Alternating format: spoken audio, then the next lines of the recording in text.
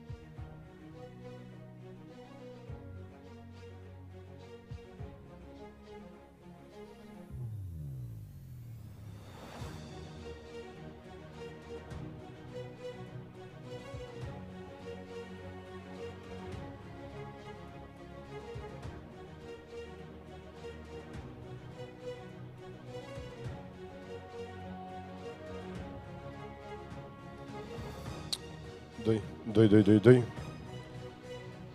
10, 2. Nu-l auzi? 2 secunde.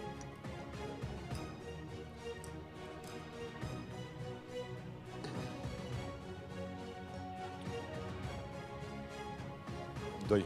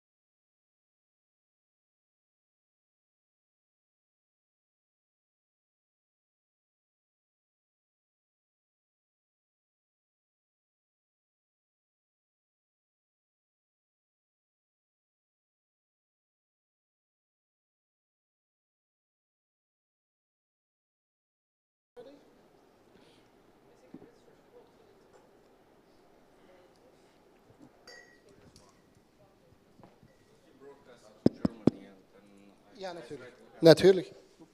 Sorry.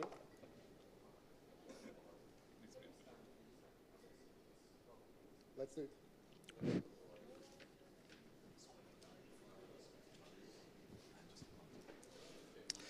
Hello again and welcome to the second day of our conference. And today we start with a panel on the future of the Black Sea region, European response and perspectives. We have distinguished guests and our partner and moderator today, George, will take over the panel and introduce to them. But before we start, I welcome you warmly that you took your time to be here, and also I welcome all of our online viewers from abroad and from Germany. Good morning, Reimer. Good morning, dear guests. First of all, thank you very much for joining us today in the morning. It is a great pleasure to begin the second day of the Black Sea Security Conference in cooperation with the European Liberal Forum, the Friedrich-Naumann-Stiftung, and the Europe-Georgia Institute. Today's panel, the first panel today, will concentrate on the future of the Black Sea region, European response and perspectives. For far too long, the Black Sea region has been somehow neglected within the European security context and was considered periphery of both Europe and the West in general. Now, due to the tragic developments in Ukraine, we're witnessing the situation is changing rapidly, and that's what we will be discussing with our wonderful speakers today. We have two of them joining me in Bucharest, and also two persons who will be joining us online. So I will begin with Rufin Zamfir, with William Townsend, and also the two persons who will join us online, Anca Dragu and Dan Aria Sukuri. All these persons have very unique background and very interesting viewpoints on the Black Sea and the region in general. Rufin has very interesting, tremendously interesting background in resilience, in the ways how to increase it, and also in intelligence, which gives this panel very interesting perspective. William Townsend, as the Secretary General of the Liberal International, one of the biggest world's liberal organizations, has a very unique perspective not only on the Black Sea region, but also on the general situation in the world. The two other speakers who will join us today is Dan Aria Sukuri, the president of LIMEC, so we will have youth perspective here, which in my opinion is crucially important for the future of the Black Sea region in general, and also Anca Dragu, the former chairperson of Romanian Senate from the USR, also representing Romania here. So my opening question will be to all the panelists here. What is the future of the Black Sea region following the recent developments? A very easy question to begin. Anca? Please. You can take mine. Is this open? Yeah, it's working. Well, thank you very much. First of all, thank you very much for having me in this panel. It's this wonderful panel here. It's the very difficult question I wouldn't want to answer. I hoped that you're going to keep this for the end of this panel. But that's how we begin. Yeah, the future of the Black Sea. It very much depends on the perspective from which you would love to answer this question. If we are going to refer to the future of the Black Sea security-wise, then definitely everyone around this room knows that the importance of the Black Sea region is going to only increase. We've seen this coming. I'm not here to complain. We've seen this coming. We've advertised for a more important efforts invested in the security of the Black Sea region Of course, all of you remember Romania's initiative even 2016 during the NATO summit back in Warsaw, when we've present the opportunity and the possibility to begin the process of thinking of a Black Sea flotilla. It was not, the moment was not ripe, let's put it this way diplomatically, but nowadays unfortunately, we're showing the consequences of our inactivity back then. Economic-wise, of course, the Black Sea region is high on the agenda, on the international agenda also. We see a lot of synergies, economically speaking. We see a lot of synergies around the Black Sea. We see the western part of Europe, at least, recognizing the importance of the eastern part of Europe, and I mean not just the eastern EU members, but I mean also our partners in Georgia, in Moldova. So we're recognizing their importance in building a more secure economic architecture around the Black Sea. If we are to refer to the Black Sea region even culturally, and again, I think that you in Georgia and others in partner countries in the Black Sea region are already recognizing this and see the effects of this. We, around the Black Sea region, are more and more aware that we're sharing a cultural space also. And I think that in the near future, or if we are to project this future over a short interval of time, like 5 years or 10 years, this cultural affinity around the Black Sea is going to play an important role, because this might be the driver of change politically, because people are, in a sense, people are those who are pushing the decision-making level to take actions. So that would be my short question to such an important question. Sorry. It was maybe short, but it was very interesting in terms of the ideas you raised. The idea of the common Black Sea Fleet, the idea of the common cultural sphere, and the synergies, as well as more attitude, more serious attitude, I would say, towards the Eastern partners is very important, and it is very interesting to hear your opinion on this. One of the ideas of this conference originally was to make voices from Eastern Europe to be heard. And I'm very happy that you share the necessity to do this as much as possible. Now, I would like to move with the same question about the general broad future of the Black Sea region to Anca Dragu, the former chairperson of the Senate in Romania. Can you hear us?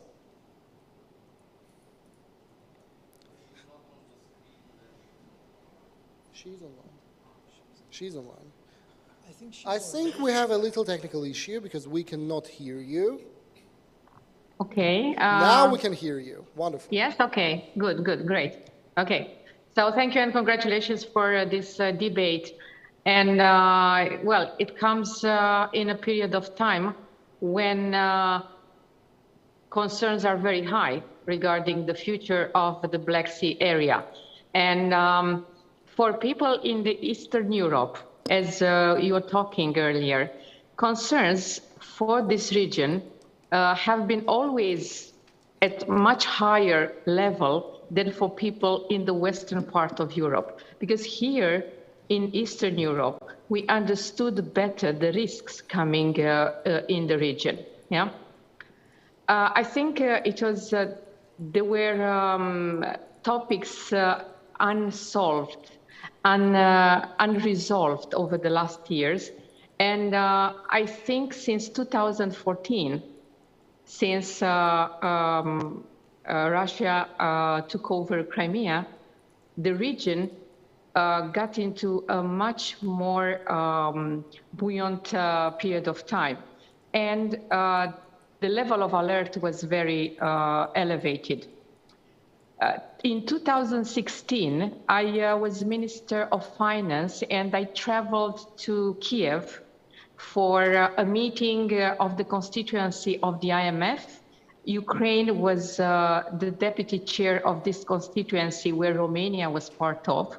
So we had discussions at that moment with high-level officials, ministers, central bank governor and the deputy governor. And it was, next to me was seated a person who introduced himself as minister for the war and for territories there are to be relocated. And it was a very strong sentiment that, yes, the war is here. It's not somewhere in public debates. It is really happening. So this is just to highlight what I've just said on the level of awareness and on the risks, on the dangers in this region that we were witnessing for many years. But the question is now, we are in a hot region with difficult topics on the table, with a war, a hybrid war, and moreover, an economic war. We have the entire Europe facing security of supply in terms of gas and electricity, even electricity, yes, because it is the raw for electricity, natural gas, because political situation in the region is extremely tense. And we are looking for different possible scenarios, and depending on different scenarios, we can have a response. I am an economist by training, and people are asking me about the recession and the level of recession and how deep the recession could be. And I do explain that there is a baseline scenario when we are talking about economic forecast, but the baseline scenario is a mild one. Of course, there could be versions or exogenous factors in this scenario that we cannot control, we cannot anticipate, and therefore the economic situation of the region, also the recession and the economic forecast could look much more different. But we can only look at possible developments and prepare for each of them. Yeah, but I think that what we can have in this conversation today is to point a few points of the main scenarios that could happen and could be the most dangerous for the region. Also, the main response of the countries in the region in the near future, also on the long term. Thank you. I noticed a sense of urgency in both your speech and Rufin's speech that was witnessed by the countries of the region, but unfortunately was sort of neglected by the other countries in the West. And I'd like to move to William Townsend, the Secretary General of the Liberal International, first with the same question about the future of the Black Sea region, how you perceive it from your perspective, but also maybe you could a little bit elaborate why the sense of urgency was so vivid in Eastern Europe, but sort of neglected in Western Europe, both after 2008, Russia's invasion in Georgia, after 2014 in Crimea, and even the escalations in Donbass and Luhansk. Okay, thank you very much, George. Thank you also to ELF and to the EGI and to FNF for organizing, having the foresight to organize such a conference on this subject, even last year, I think, ahead of the curve. I'll start by saying 12 months ago, George invited me to speak on a similar subject about the future of the Black Sea, and I hope that YouTube and Facebook won't prove me a liar, but I don't think I made too many grand pronouncements about the future of the Black Sea 12 months ago, because 1 year later, things seem to have taken a very dramatic turn in a way that, well, as you mentioned a second ago, many of us in the West at least probably didn't predict, even if some in Eastern Europe did. So with that in mind, and the desire not to sort of make any grand pronouncements about the future of the region, this time, I thought what I might do is talk a little bit about some of the challenges and some of the opportunities that that face the region in the coming period, and have a discussion about that. I'm also very eager to pick up on something that Reimar actually mentioned yesterday in his opening remarks about democratic security. I think the securitization of liberal democracy in the region is a subject that, beyond the military imperative, is something that we really need to discuss from a political party sense. And it will come as no surprise that that's a priority for me, because I'm fortunate enough, as George mentioned, to be the Secretary General of an organization that represents 120 political parties around the world. So strategically, political parties are important to me and to my organization. I think right now, if we talk about the challenges, the Black Sea region represents the epicenter of a strategic fault line between liberal democracy and authoritarianism, and it's ominous, I think, that some of the first shots of this conflict were fired in the Black Sea region. And I think one of the key challenges that we face will be around how to secure the region, not only in military terms, but in cartographic, economic, and political terms in the future. A fundamental challenge will be how to get the Black Sea region open again for commercial traffic in the short term, while recognizing that beyond the war in Ukraine, the Black Sea region will remain a strategic imperative for Russia. So for me, therefore, it's imperative that the Black Sea region remains a strategic priority for our Euro-Atlantic partners and for liberal democratic countries around the world. Crucially, I think while Putin's objectives in Ukraine are visibly now in retreat, the EU and NATO must not overlook Russia's proven ability to act as a spoiler in the wider region. The challenges the Black Sea region faces don't stop at the borders of Ukraine. Indeed, any settlement that comes out of this war must be a settlement for the region, not just for Ukraine. And I think if we talk a little bit about the opportunities, well, long-term peace and stability must consider concrete approaches to extending Euro-Atlantic integration across the region, again, not just in Ukraine or Georgia. And this can come not only in the form of EU or NATO membership. I think that there are many multilateral agreements that can be explored, and while NATO and the EU are important allies, we shouldn't limit ourselves and indeed consider embracing other multilateral partnerships, perhaps a Black Sea community similar to that was established in Northern Europe, or an expansion of the Three Seas initiative to join Western and Northern Europe with the Black Sea region a little bit further or more deeply. It was mentioned yesterday that the Euro-Atlantic partners have not always been, or not always delivered on their record of roadmaps. And I think this format of wider multilateral agreements might be an opportunity to complement the NATO and EU ambitions that the region has. It will help build confidence, it will help build trust in a structured way between the EU, NATO, and the Black Sea region countries. I think finally, it won't come as a surprise to say that I think political parties must be considered as excuse me, as part of any framework that comes out of the months, the years ahead. But these parties must live up to the aspirations of their citizens and their voters.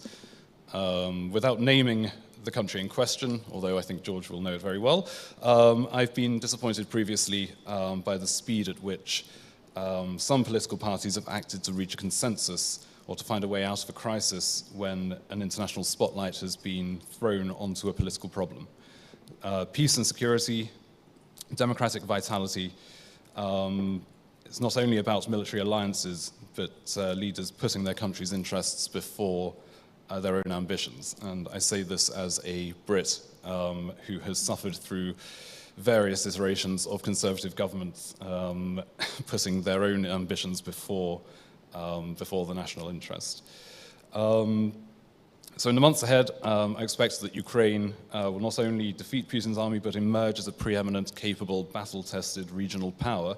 And we should reflect as well on the opportunity that this presents and how we might also benefit, or how this might also benefit the Black Sea region. I've listed this as a sort of an opportunity, but maybe it's a little bit morbid. But I think one final consideration, if not opportunity, is to consider regime instability inside of Russia and how Russia sees defeat and what follows. That should command attention for any strategy for the region going forwards. It's been said that yesterday we should be people of action. We shouldn't just have conferences and talk about words. Well, let me just give you a quick example from my own organization's perspective. We are, of course, vocally very supportive of our friends in Ukraine, and we have actually taken quite practical measures as well to support the colleagues there, indeed by opening lines of communication to colleagues in Latin America, Africa, and Asia, where it's not always as clear-cut which side of the discussion is the right side. So we will continue to advocate with our partners across the region in pursuit of liberal democracy. And to that end, I would like to say I'm here until Saturday. If there is anybody who would like to come and talk to me about how we might work together to achieve that, I'd be very happy to do so.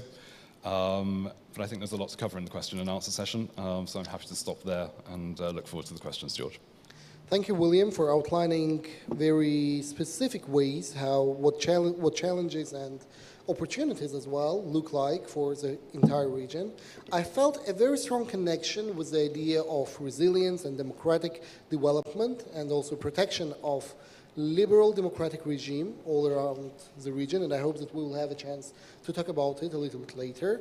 But now I would like to ask Dan Ariasukuri from LIMEC to comment on the future of the Black Sea region, because quite often we hear that youth is about the future, youth is about tomorrow or the day after tomorrow, but in reality, I don't find it true. I believe that youth is largely about now and here, and that's why the youth perspective on the geopolitical developments in the Black Sea region is very important. Dan, please. Thank you so much. I agree with you to 100%. I mean, indeed, we talk about youth as the future and we need to have a bright future, but in order to ensure a bright future, you need to act in the present. I mean, or else you're just postponing the challenges and postponing it to next generations and so forth. So I agree with you. And when I see the Black Sea region, as you know, as a pro-European organization that we are, of course, we are very keen on integrating that region to the European family. But I think this war, if anything, has shown that a full integration of the European, of those countries in that region into the European family also includes, or actually would say foremost includes, a fully integration to the Black Sea itself. Because, you know, I myself live in Sweden now, but I grew up in Moldova, I live in Ukraine, and for us, the Black Sea, for instance, and its region was a place where you went on your holidays, a place where you knew that the big part of the economy of your country came from, and also a place of security. And we see that as well. And I do believe that we need to put more efforts from the European side in order to ensure a stronger integration and a stronger stability in that region. Because we see that it's very crucial for not only the region itself, but also for our credibility as a union and our credibility as a liberal democracy towards countries outside this region. We see that when we lose control of the infrastructure and the influence on the Black Sea, we also lose credibility to countries outside Europe when it comes to food security, when it comes to overall exports and imports. And this, I think, does not benefit us and our credibility into, pursuing the European agenda, because people will see us rather as a weaker actor. So I really think that from European Union side, which of course is the organization that I work with most, I think there should be a bigger plan on how to secure the influence in that region, but also the sea itself. And this, I think, is also important because it's important for those countries that are not in the EU, but are tied to that, to the sea itself. But it's also important for us as an actor, so don't rely. People here we're keen to not mention certain countries, but I think, for one, that it's a bit, well, I wouldn't say totally unacceptable, but it's such a pity that we are in a situation now where Russia has sabotaged everything around the Black Sea, all the economy, all the food security and overall security, and the only country we can rely on to make some improvements of the situation is Turkey. And I, as a European, don't think it's a favorable position in the long term to rely on Turkey. I think the European Union should have invested more there in order to have a bigger influence. I know, for instance, that there are in countries like Romania, there are developments on the infrastructures there to aid the import and export, and I think this is something we need to look on broader. I also think there should be initiatives more from the European Union side to work on the ports around that region, because I think if we have a more influence in the Black Sea and the port itself, we also have more fully integration of the countries around that and their economy, their way of living, and of course a big part of their country's identity. So that I think indeed that we need more investments for our own credibility, but for a fully integration to the European Union in those countries. Thank you, Dan. Well, I'm definitely not the person who is afraid to name Russia when it is necessary, but still thank you for making it crystal clear to all of us. I would like to move to a little bit different topic, which is, of course, though connected to the overall security of the Black Sea region and also to the future of it. The democratic resilience, democracy building, and resilience in general. How can we, all of us sitting here, but also the people in the countries itself, contribute and make sure that the liberal democratic regime, which we see in many of the Black Sea countries, is not only strengthened, but in case of some examples, is survived? I would like to start with William's ideas and then to move to Rufin. Thank you, George.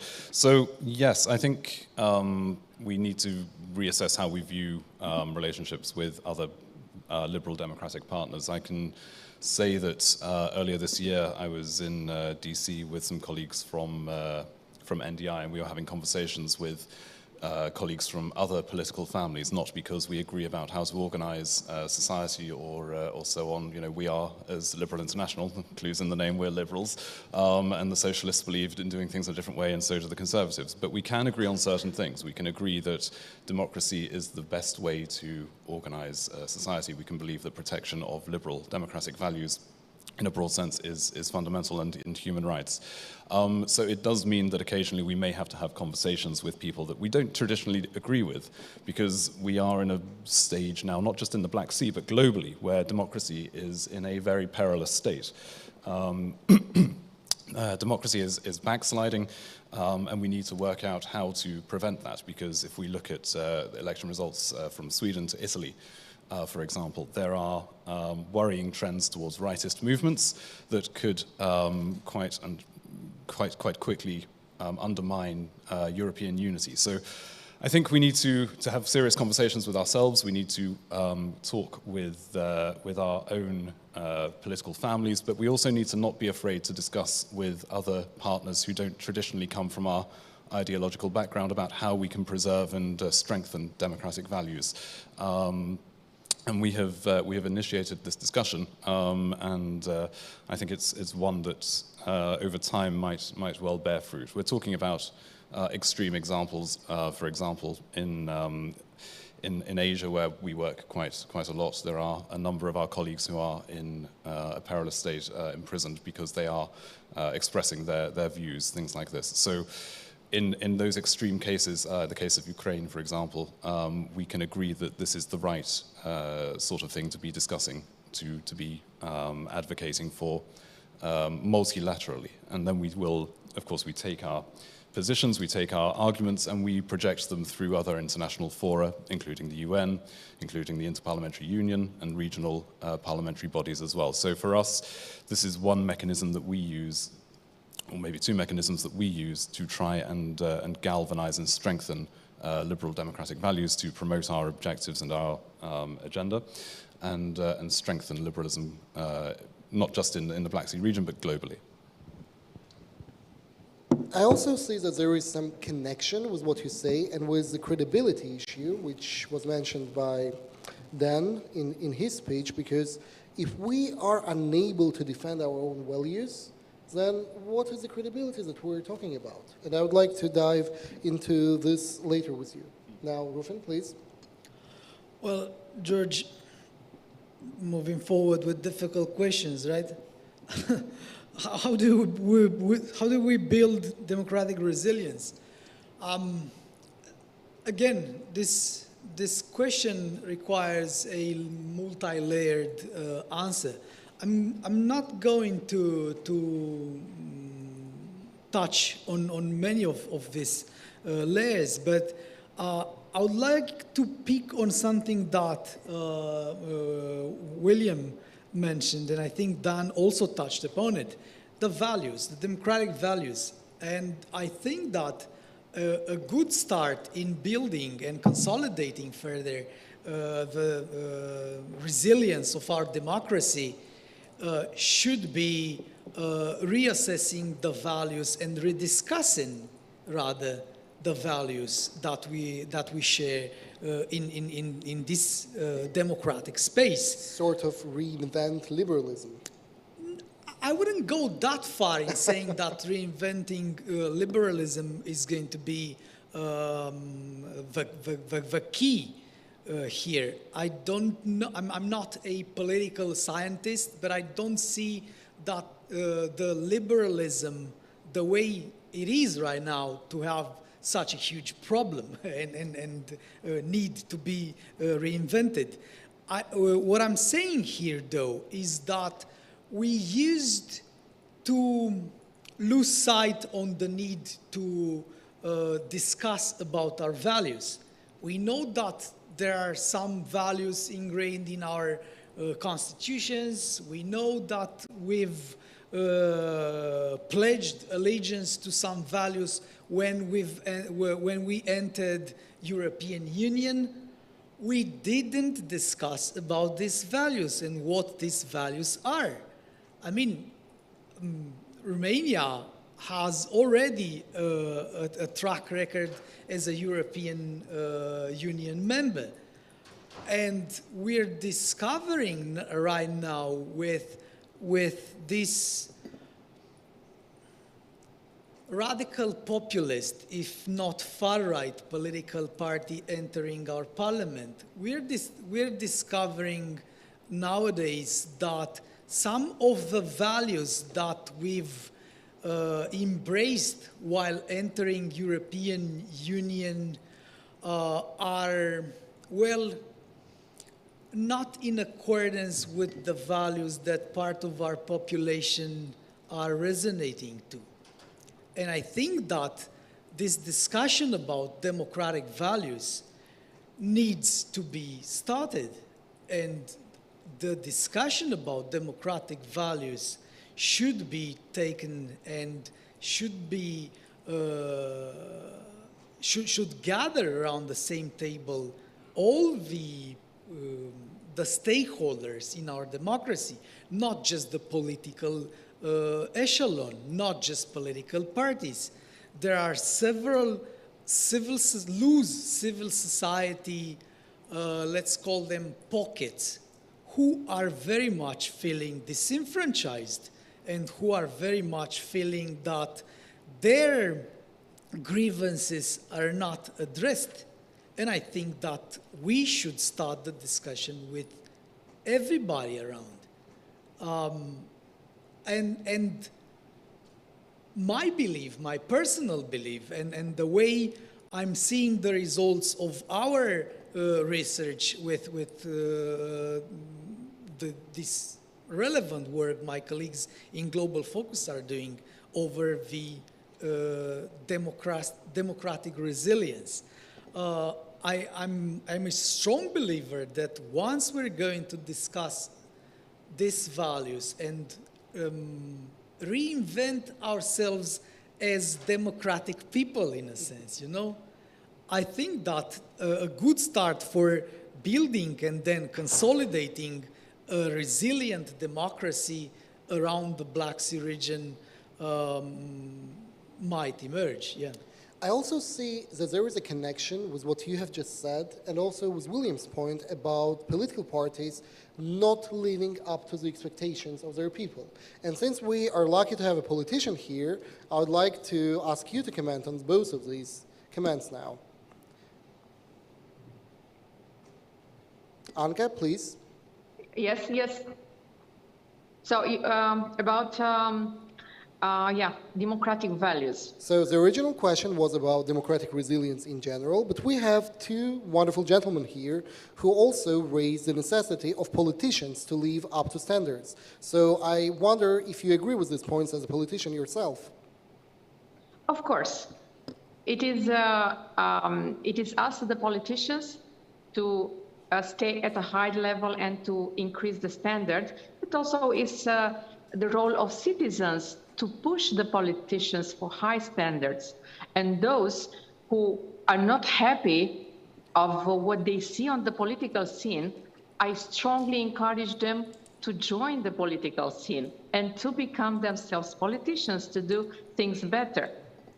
But I want to make a comment regarding the level of democracy and in democratic countries.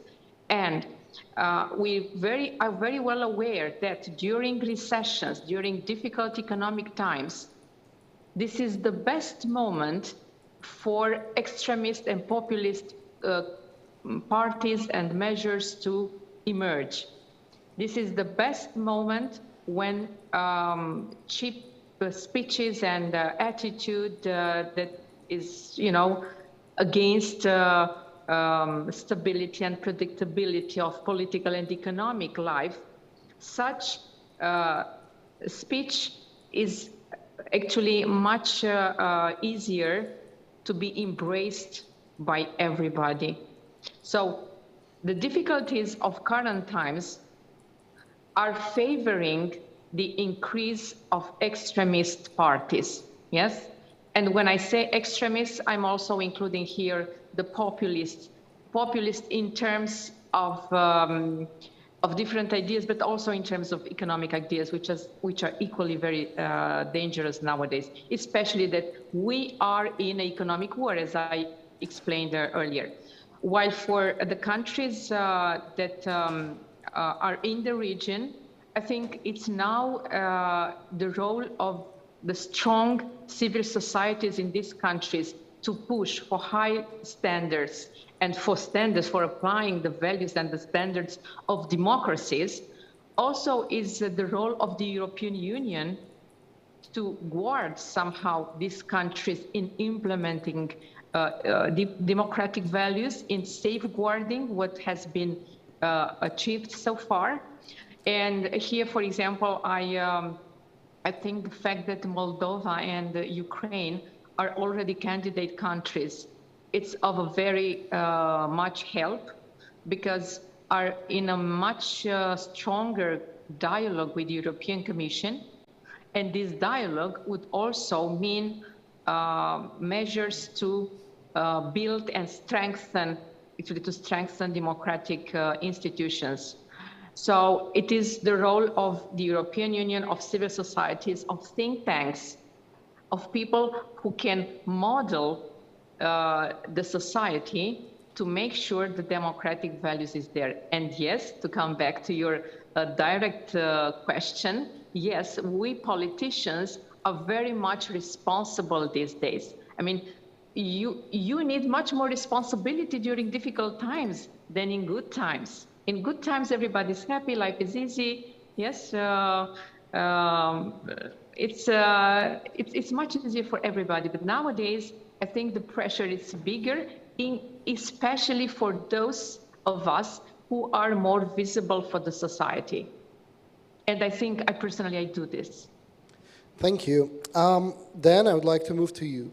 As a representative of a very specific age group, which is usually the most disappointed with politicians, political processes, and politics in general, what is your perspective on the involvement of politicians in political processes, on democratic resilience, and how can we persuade the people of your age, of my age, that politics is something necessary for the future of our countries, and how can we demonstrate and urge the youth to get involved?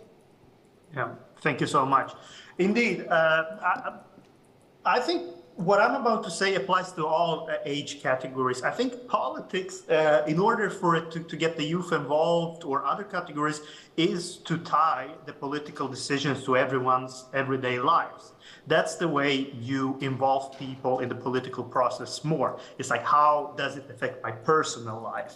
And of course, as a young people, it's a bit harder to see that than if you are, I'm just taking an example, a middle-income household with 2 working people in that household. Then, of course, you see the political decisions that the state is making, the democratic process that affects your own life. So I think that is very important. From our side, we do this by, of course, always campaigning politically on why our issues that we highlight are important, not only for the European Union or for a certain country or for all its citizens, but also for the youth. Why it's important for the decision about climate why we highlight it so much, why it's important to the young generation, and job and labor laws and all that. But I want to say something else regarding this, like on how we involve more people in the democratic process and how we make sure the democratic process is strong. Because I am a firm believer that freedom, liberalism, and democracy can only be ensured and developed if it's backed by a good economical policy. We talked, and the reason why I before that also mentioned about integrating the Black Sea region to the Black Sea itself is because a lot of the economy and a lot of people's life standards come from that. And I do believe that when you have a good political, economical program for a society or for a union, that also makes sure that democracy and liberalism is strong. Because Anka Dragu was also mentioning that we should encourage people to be involved in the political and democratic process. But in Sweden, where I come, we have seen people are involved in the democratic political process, but in a way where they voted for the more anti-democratic parties because their life standards were a bit tough.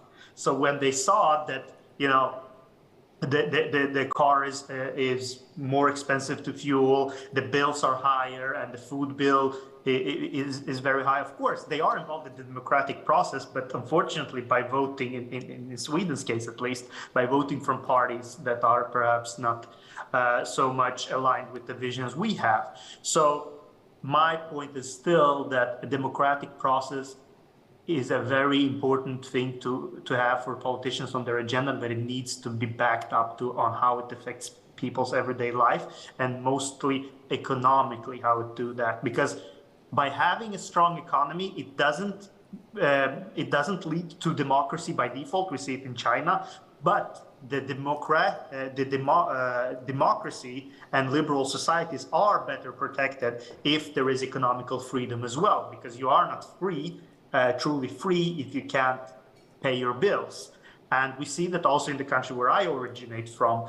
Moldova, of course, people are very keen on democracy. Of course, people like freedom. Of course, people like liberalism. But one of the reasons that people are in favor of a more European approach is because they see their older brother and their neighbor Romania on how the European Union affected their country for the better. So once again, you can see that the lifestyle and the life situation and economical benefits also affects to certain political decisions and to certain political attitudes. And I think that's a very important thing to bear in mind.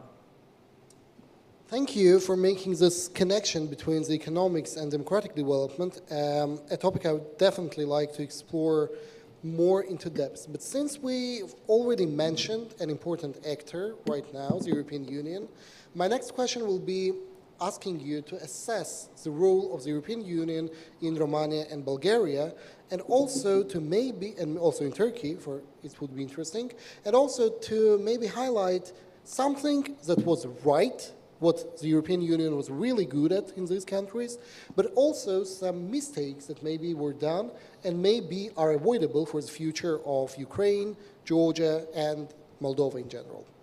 I'd like to start with Dan for this question, and then to move to the next speakers.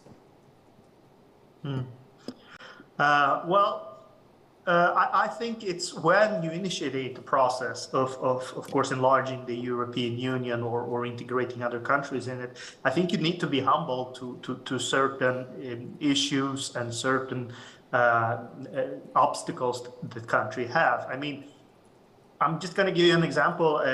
Me being the president for the largest European PAN organization, we have people and organizations from all over Europe. And what the Swedish liberal might see as an issue and a solution, the Romanian liberal might land a different conclusion, and perhaps that's not the issue they face in their society. And I think when you initiate such a process and you talk about diversity, you also need to be humble for the fact that there are also diverse challenges. There is no, of course, the criteria should always be that human rights, democratic principles are protected, but you cannot expect the same solutions or the same approaches to apply. And I feel that, and we actually have seen examples when the European Union, they have come well, let's say, encouragement for some policies or a way of doing things that perhaps doesn't fully include another country's political or rather history, political culture, and that might lead to the results you don't want. Basically, I think that's a very important thing to bear in mind. Always have the humbleness of understanding that different countries have different challenges, different histories, and one principle can apply them all, but achieving that principle must look different. The humbleness of understanding. I really like this quote from you, and I'll try to keep it for me as well. Now I'd like to move to William to ask you for now an external assessment of the EU's role.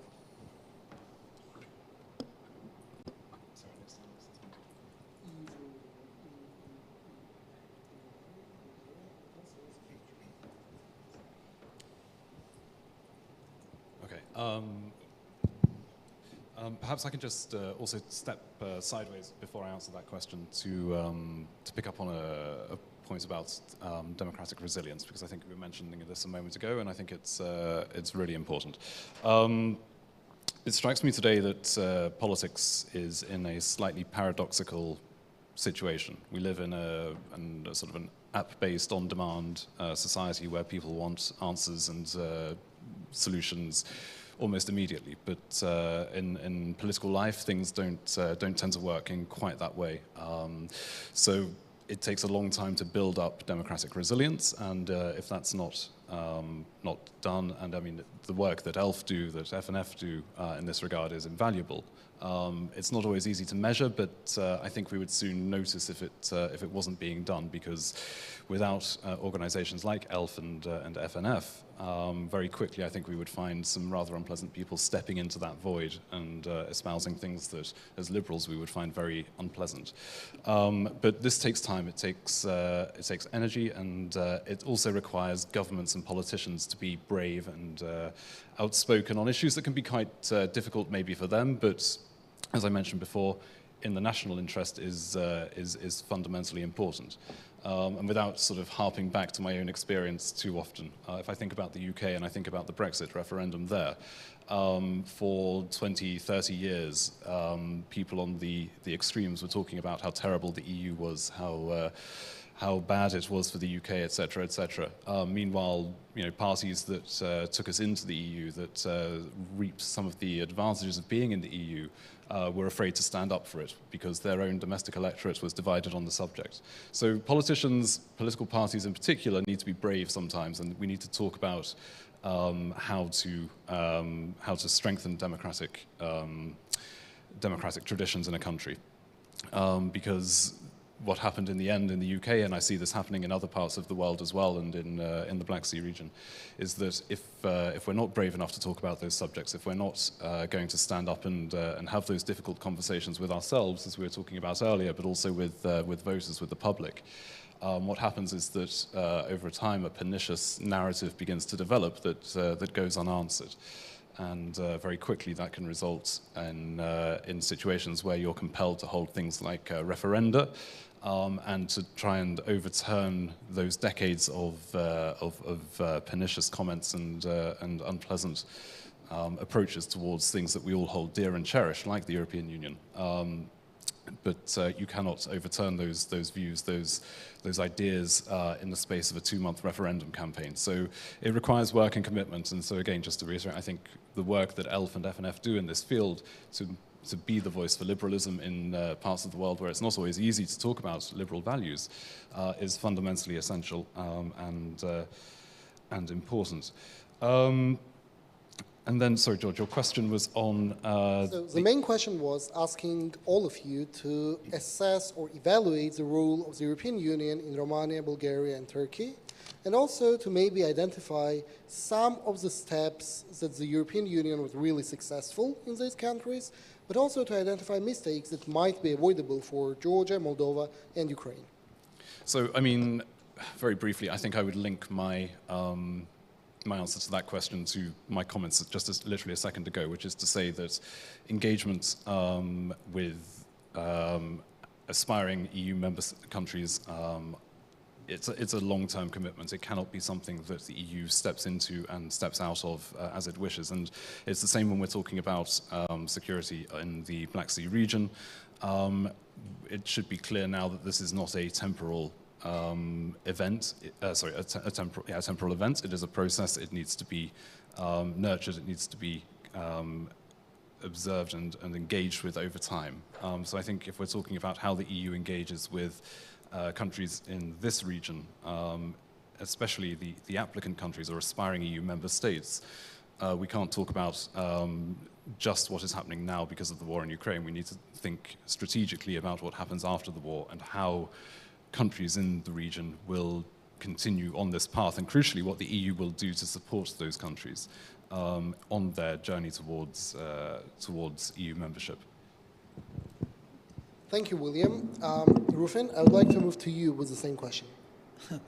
Well, first I would like to pick up on two things that my colleagues here in this panel mentioned during their intervention early, and I think is going to complement well my answer on the question on the role the EU had and still has in our countries here. I mean, first I would like to discuss a bit about the role the society, individuals and society are playing in building a resilient democracy. And because I mean, we've discussed about the things the politicians should do. We've discussed about the role us in the civil society should play. But I think that we're in sort of a danger of not discussing too much about regular people out there on the streets. The role they're playing in building and consolidating a resilient democracy.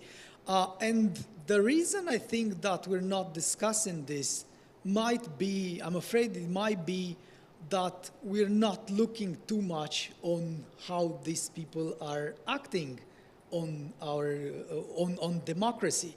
And I'd like to bring to your attention an example from Romania from a few years back, when that the political elite at that time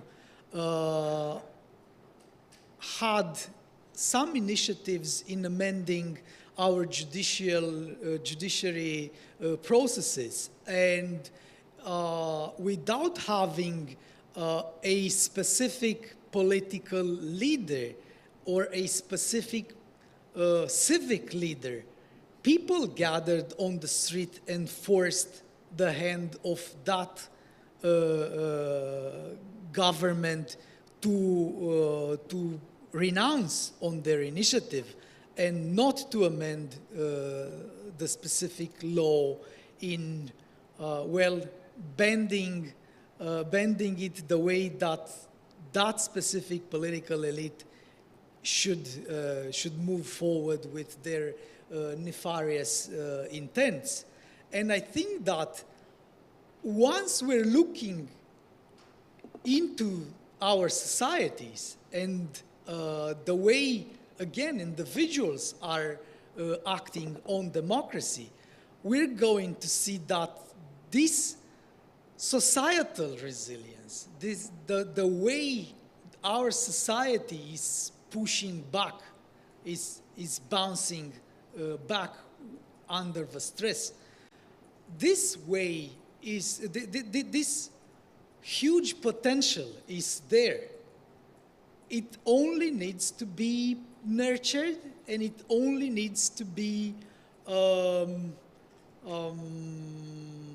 don't know which word should I use here. It needs to be at the table every time.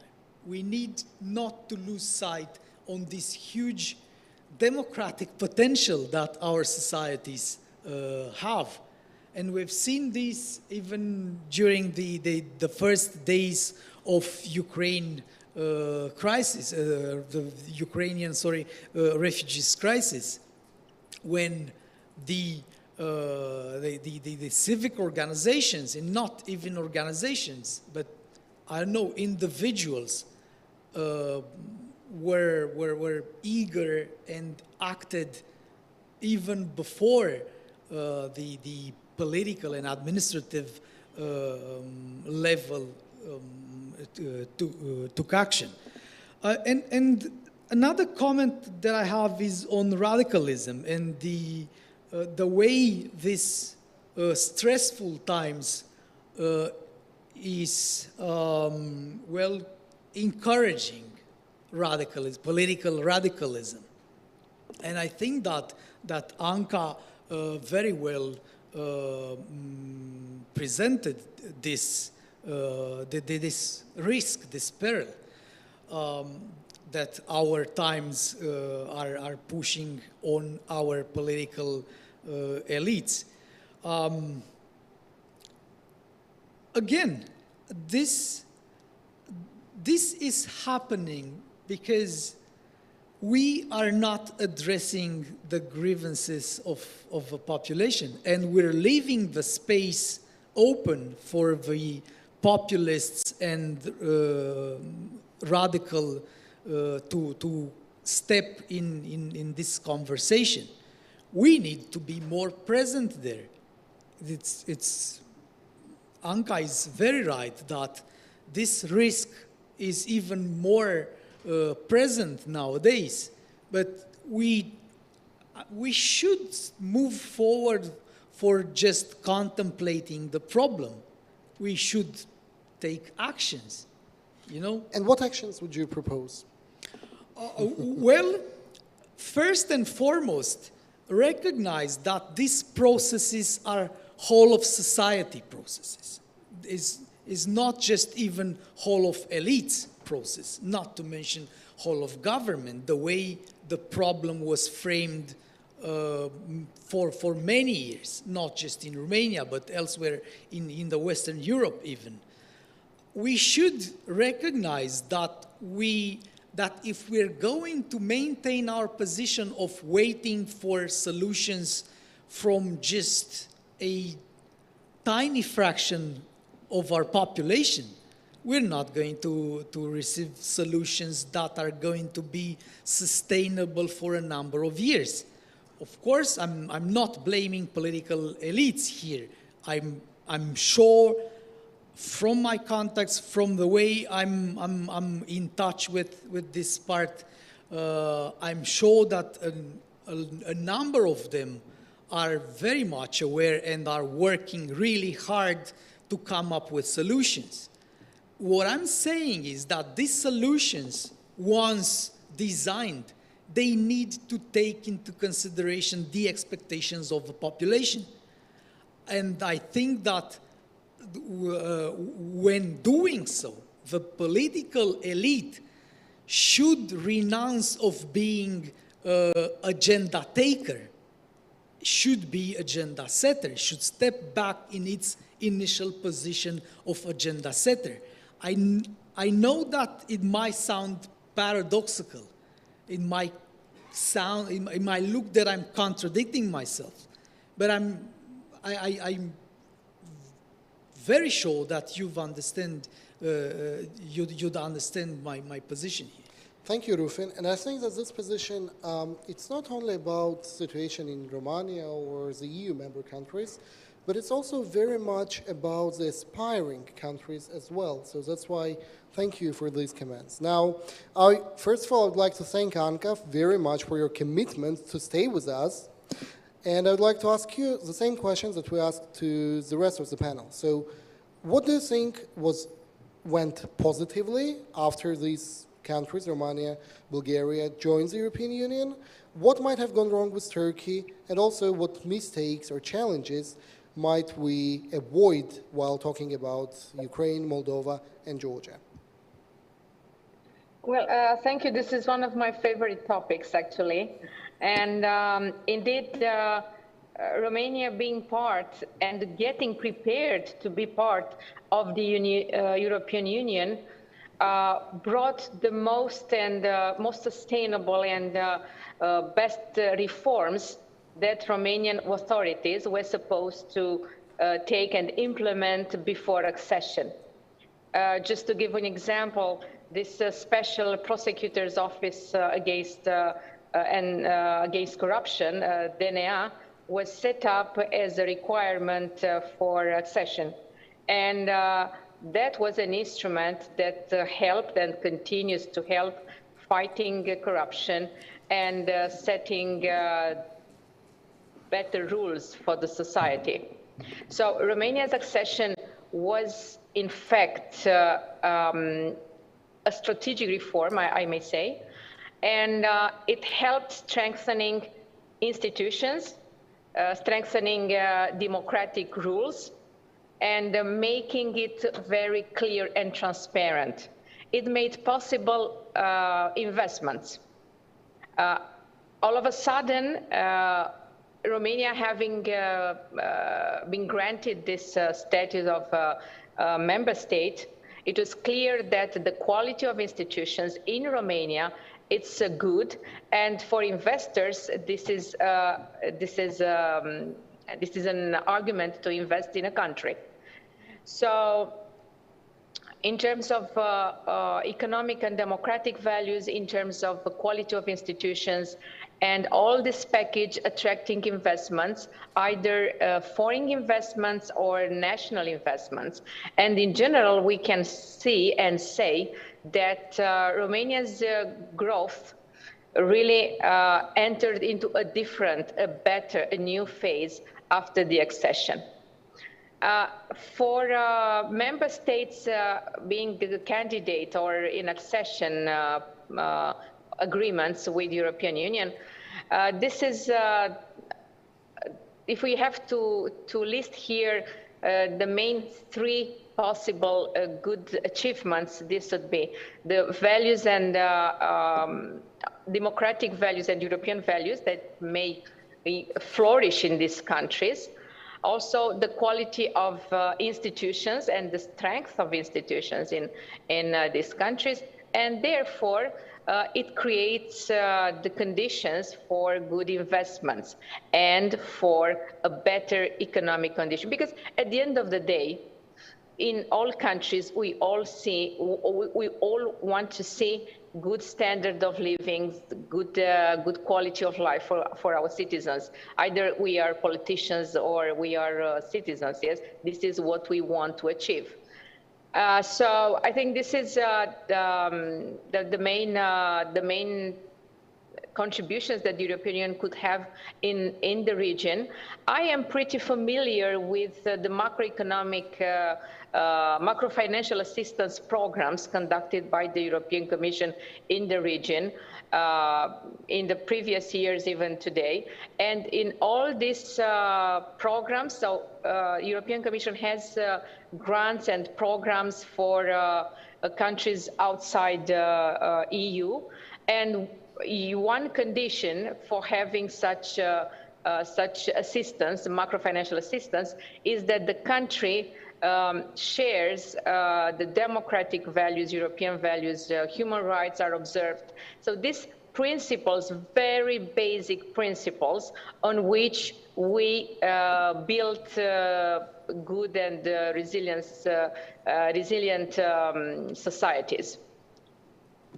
Thank you for very interesting comments. I believe Rufin wants to jump in with brief remarks. Just briefly, I would love to emphasize a bit on the negative part, on what EU failed to deliver.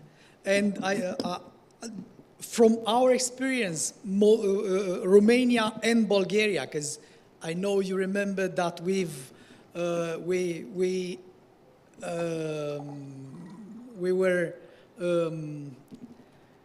accessed EU membership at the same time, and we were in the same process of doing so.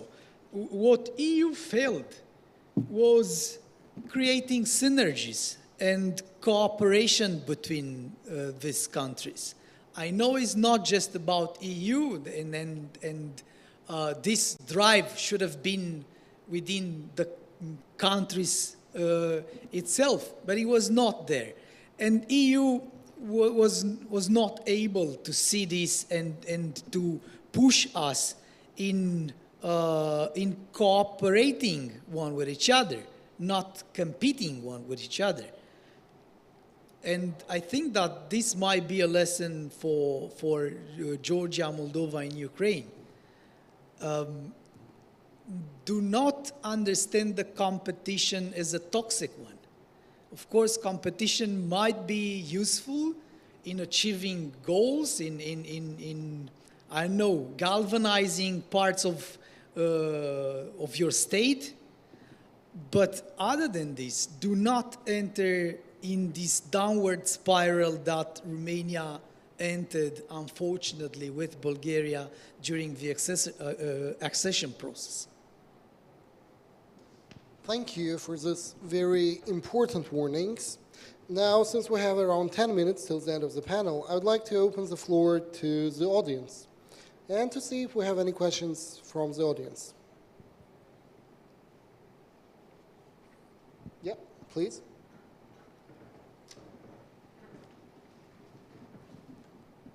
Thank you. Thanks again. You briefly mentioned like food security and the problems about food security that the Ukraine war shown us that there are huge problems.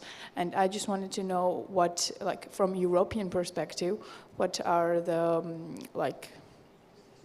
Yeah, what are your thoughts about like how Europe sees like the problem of food security that Ukraine war made like? So important? the question is about the food security and how can the context of European the war, Union yeah. play a more proactive role in ensuring food security during the conflict Yeah, in basically. Ukraine, if I understood correctly. So do you have any volunteers to answer this question? Dan, please, I see your hand. Yes, yes, a very interesting question. It's a bit what I addressed it at the start. I think the issue with this war when it comes to the food security, well, there are several issues. One, of course, it affects many European households and many European people. We see that the food prices are skyrocketing, which of course leads to many households with small margins based on their income, and the margins on food expenditures are of course very thin. That's one issue. But the second issue, I would say, it's a bit on how I will say use the word the West, although it's quite abstract, but how the West in Europe is seen to this, because we see that this blockade and this war has led to even more bigger issues outside Europe, in African countries and Middle Eastern countries. And there has been a campaign there where, and the perception that, of course, Russia is fueling, that this war is basically Europe's fault, or it's NATO's fault, or it's US fault, it's the Western countries' fault. And then they push on this food insecurity as a part of the European and the Western world's fault as well. And we know that that's not the case, but again, it shows a bit our credibility when it comes to being a bigger actor in the outer world. And this is what I mean. This is a very huge problem. It can also lead to, aside from all the famine in the world, it can also lead to colder relations with the outside world, and also more warmer relations towards Russia with these countries. So I think this is a very eminent issue, and we need to deal with this by, as I said before, by investing in that infrastructure and make sure that Europe takes a bigger part in the activities around the Black Sea, and that it's not only when it's wartime now Russia or Turkey, but it also needs to be European Union or European countries. Thank you, Dan. So we still have some time for one last question from the audience. If we do not have any questions, in this case, I would like to use my opportunity as a moderator and ask one final question. When we're talking about the future of the Black Sea region, we've talked about the EU, we've briefly mentioned the Russian invasion in Ukraine, but I wonder if we could also consider about the involvement of China in the region, which has also, we've seen, increasing, not only in the Black Sea region, but also all across the world. So what should be the European response to the involvement of both Russia and China in this region? I'll start with William, then we'll move to Rufin, and then we'll move to our online guests.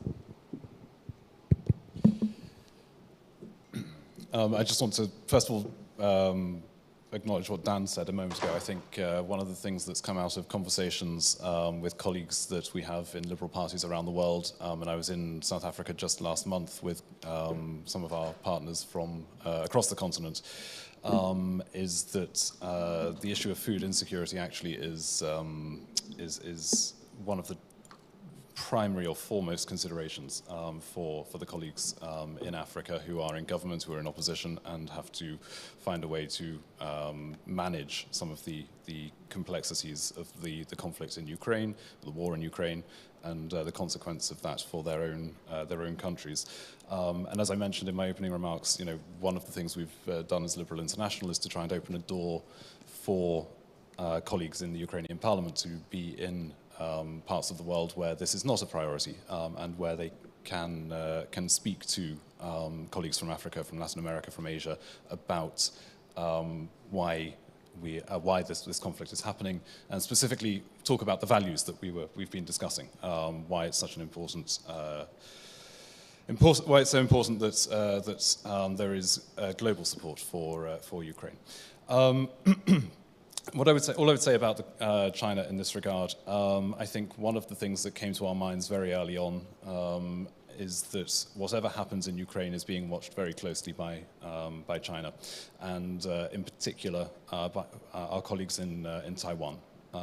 So I think it's clear that China is observing the events in Ukraine very closely, and for us, with our partners in Taiwan in particular, the country has come under increased pressure, and for us that is, as the, I think, only Chinese-speaking democracy in the world, a big concern for us. So we are watching, we are supporting our Taiwanese colleagues as best we can. Recently, in fact, they hosted the World Movement for Democracy Summit, and I think this is, so far as China is concerned, one of our sort of primary considerations, more globally in that sense. I may come back with some further thoughts in a moment, though, George, if that's all right. Well, I see that you're staying true to your name of raising difficult question. I mean, the role of China in the role of China in the Black Sea region should be the title of a different panel. I'm only going to touch a bit on the aftermath of the war in Ukraine and the really immediate common knowledge that the country is going to need reconstruction. And we know that China has not just the potential to involve in reconstruction, but it has interest in involving in reconstruction. The thing is that China is not just, doesn't just want to export its economic or engineering will in this region, but it wants to export its very own political model and political way of doing economics, in a sense. What we need to be aware is that China already engaged in, I mean, China knows that we, the Western Europe, European Union, are not too keen in playing on their script as an institution, the European Union, I think, not individual countries. That's a different topic. And knowing this, China is has already evolved into acquiring or, to put it bluntly, buying European companies that furthermore is going to involve into the reconstruction processes in Ukraine. What we need to do is not just to be aware of this, but to create mechanisms together with our Atlantic partners, to create mechanisms of keeping the checks and balances on the processes that are going to start after this nefarious war, this aggression war Russia is waging on Ukraine. Well, if I'm keeping to asking difficult questions, I believe you're keeping a very good job at answering them. Now I'd like to move to Anka Dragu with the same question. The question was about the role of China in the Black Sea region and the ways how EU can decrease the negative influences of actors like Russia and China.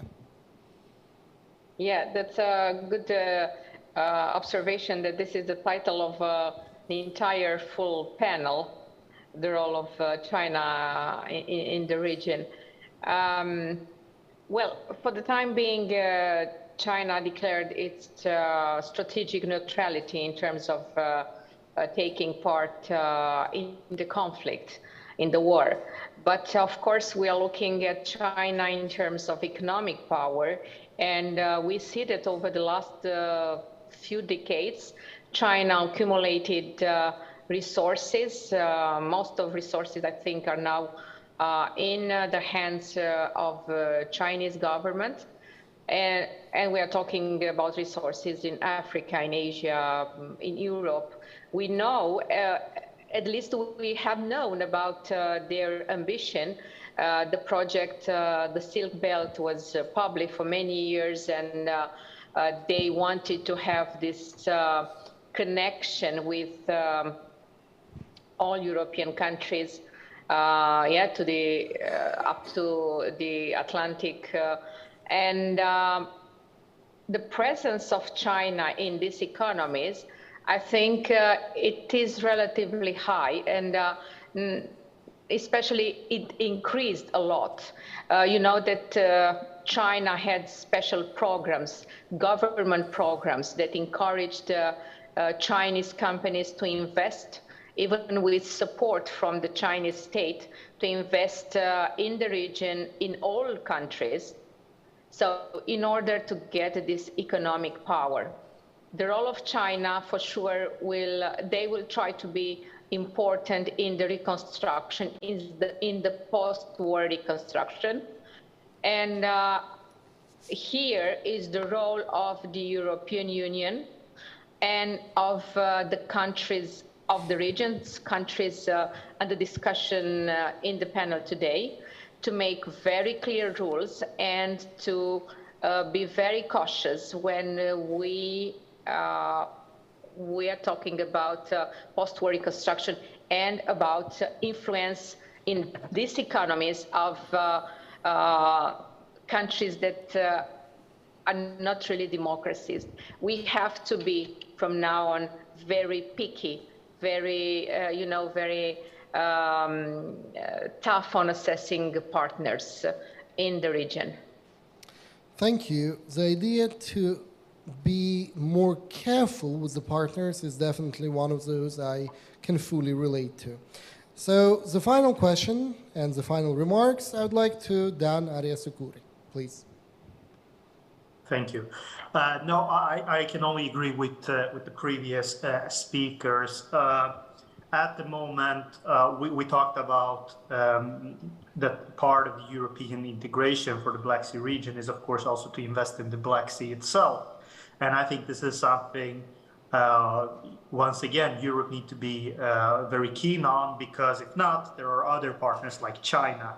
And there are several concerns with that. It's one, this can also mean that, let's say Russia loses the war, well, I think they will lose the war and also lose its influence around the Black Sea. Having China investing there could also strengthen that type of influence, but via China, and I think that would be very unfortunate.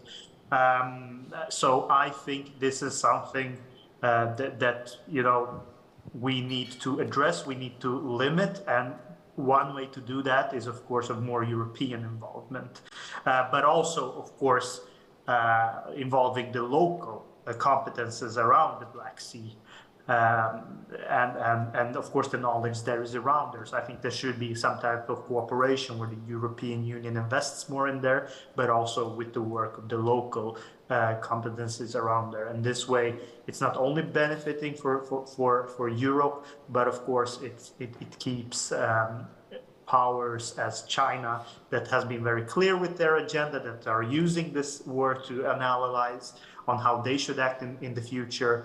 And I think this we need to stop this. And one way to stop China is, of course, that we are involving ourselves there, rather. Thank you, Dan. I would like to thank our speakers. First of all, Rufin Zamfir, a member of the Community of Interest Resilience of NATO and the EU neighborhood states, William Townsend from Liberal International, Anca Dragu, former chairperson of Romanian Senate, and Dan Ariasukuri, president of LIMEC. Thank you very much for this very dynamic, broad in some senses, but very interesting panel that gave us a very interesting glimpse, which I would like to highlight one of those, because I believe everybody here agreed that the future of the region is largely connected to the idea of democratic resilience, whether or not we shall be able to support democratic and liberal democratic movements all across the Black Sea. And I believe it's up to us to try to do our best in this. So thank you again for this wonderful panel. I would like to announce a 10 minutes break, and then we will be more than happy to see you back in this hall. Thank you.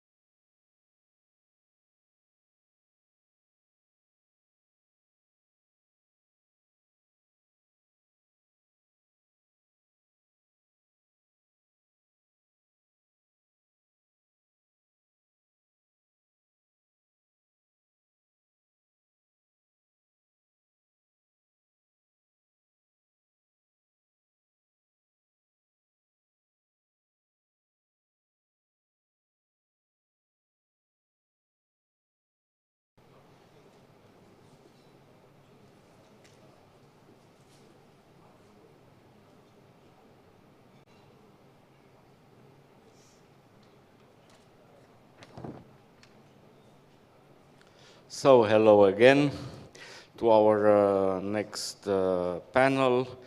To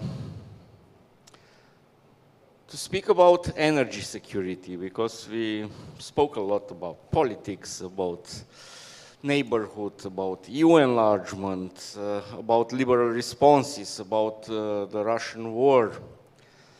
But the hot topic really in the region and at the Black Sea is energy.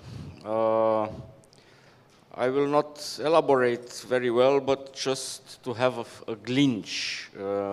20 years ago, Russia started maybe one of the first hybrid wars, and that was the Transnistrian war. I also, it's my opinion, that's the first lab test of Russia with this Transnistrian war, because they used the same narratives, with the green mans, with people with independence, and they provoked their independence. They sent the peacekeeper forces. Russian army is still present in Transnistria. It's an unknown status. But in Transnistria is a power plant, and this power plant supplied, for the last 30 years, the Moldovan energy market to 70%. So the entire market relied on this power plant. And they made their scheme, giving some gas from Gazprom. The Transnistria never paid it. It's a little bit complicated, but we can make it really simple. So the Russians give for zero money gas to this power plant. They produced it as a private company and sold then the cheap energy to Moldova, and Moldova paid for it. But in the same time, Russia said, or Gazprom said, okay, we have provided the gas, and this is now in the debt of Moldova, this gas. So a very complicated situation, but it's all about energy. And when all these markets fall down, how it was now because of the war, and the last bombings in October showed, because the other 30% of energy Moldova imported from Ukraine, and then we witnessed the problems what Moldova had, and I witnessed the daily Facebook posts of the Minister of Energy making appeal to the population, to the economy, to the city hall, to Chisinau, to make really economy on energy. So it was really a desperate yell. Then after months of not taking action from no one, and not from the EU maybe, we witness now interesting developments. Even yesterday, we had Ursula von der Leyen making an announcement, and that's now the spoiler, because we have here distinguished guests talking about this kind of crisis. Of course, we have the gas price, we have the gas supplies, who is Gazprom now cutting the supplies in the region, and we need also alternatives, maybe from Greece via Bulgaria to the region. So Europe is working now on these solutions. But to go deep in all these subjects, we invited, of course, distinguished speaker from Bulgaria, from Romania, and from Georgia. Elizabeth Ioneva is Associate Professor in the International Relations Department, University of National and World Economy from Sofia. She's also Vice Dean in Scientific and Research Activity of the Faculty of International Economics and Politics. Her teaching activity and research interests include energy security, European integration, and regional cooperation in the Black Sea zone and Central Asia. Ms. Ioneva is author of over 50 research articles in national and international journals and conference proceedings. The topic of her PhD thesis was the Black Sea region in EU energy security. our topic from today, evolution of strategies and policies. Ms. Ioneva, you have... Thank you. As you see, the Black Sea energy security was always a kind of my weakness in the research activity.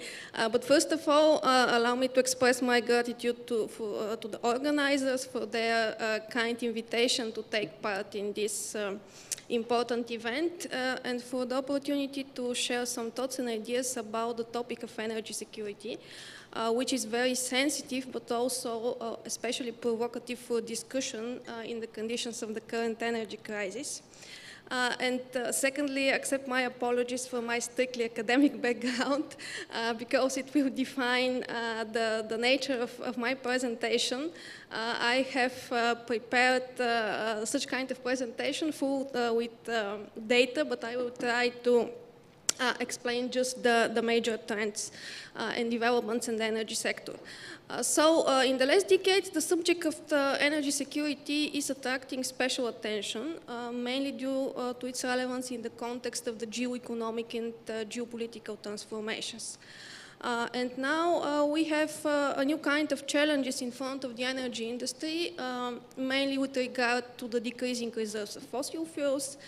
Of course, oil, we should mention here the peak oil theories. They were a kind of strange theories 20 years ago, but now they are absolutely proven and indisputable. And these limited resources are provoking a kind of competition between the buyers in the energy markets. For the most part of the 20th century, we have a competition on the supply side, but now the picture is quite different, and this competition has moved to the demand side. And of course, this competition is additionally dynamized by the new resource-hungry countries such as China, India, etc. And of course, we should also not forget the environmental dimension of the energy developments, because we have young people here in the hall which have specific sensitivity when it comes to climate change, global warming, and sustainable development. But the most important dimension in the development of the energy markets are the crises in the sector. Because even before overcoming the shocks of the financial and economic crisis in 2007-2008, the energy sector had to withstand the heavy blows of the pandemic. In 2020, then to deal with the specific energy crisis in 2021, and now we have the war in Ukraine and the new challenges that it generates for the energy sector. But just to look at every one of these dimensions of different crises, first of all, 2020 was labeled the lost year, but the pandemic proved the importance of the energy sector. And as you see, we had many negative trends with regards to reduction in the global primary energy consumptions, the loss of a million jobs in the energy industry. But the most important moment here was the reduction in the investment activity. This dropped by 20% because it blocked the ability of many countries to achieve better diversification. And when we speak about the distribution of these effects, of these shockwaves for the energy sector in the context of the pandemic, the European Union was most hardly hit by this crisis, because the economies in the Asia-Pacific region showed better abilities to recover from the pandemic. And as you see here, there were only a few departments in which we have a positive score in the context of the pandemic. There was the LNG sector, also the renewable energy, and the hydro energy. But China was the largest contributor to the growth of renewables. Just a brief look at the global energy mix for the last year, for 2021, because we still do not have the final data for the current situation. Oil is still the dominating fuel in the world energy mix, followed by the other fossil fuels. But here the interesting moment in the context of the pandemic was at the bottom of this list, and the switch beneath the renewable and the nuclear energy. So renewables are not more the last component of the global energy mix. Just a few words about the European energy sector and its process of recovering from the pandemic. Of course, the pandemic was a kind of environmental blessing for the energy sector with regard to the reduction in carbon emissions. But now in the last year, this is not more the case. We have again an increase in this aspect. And as you see, the carbon emissions in the European Union are again on the rise, and comparable to China and the United States, the level of the European Union are far high.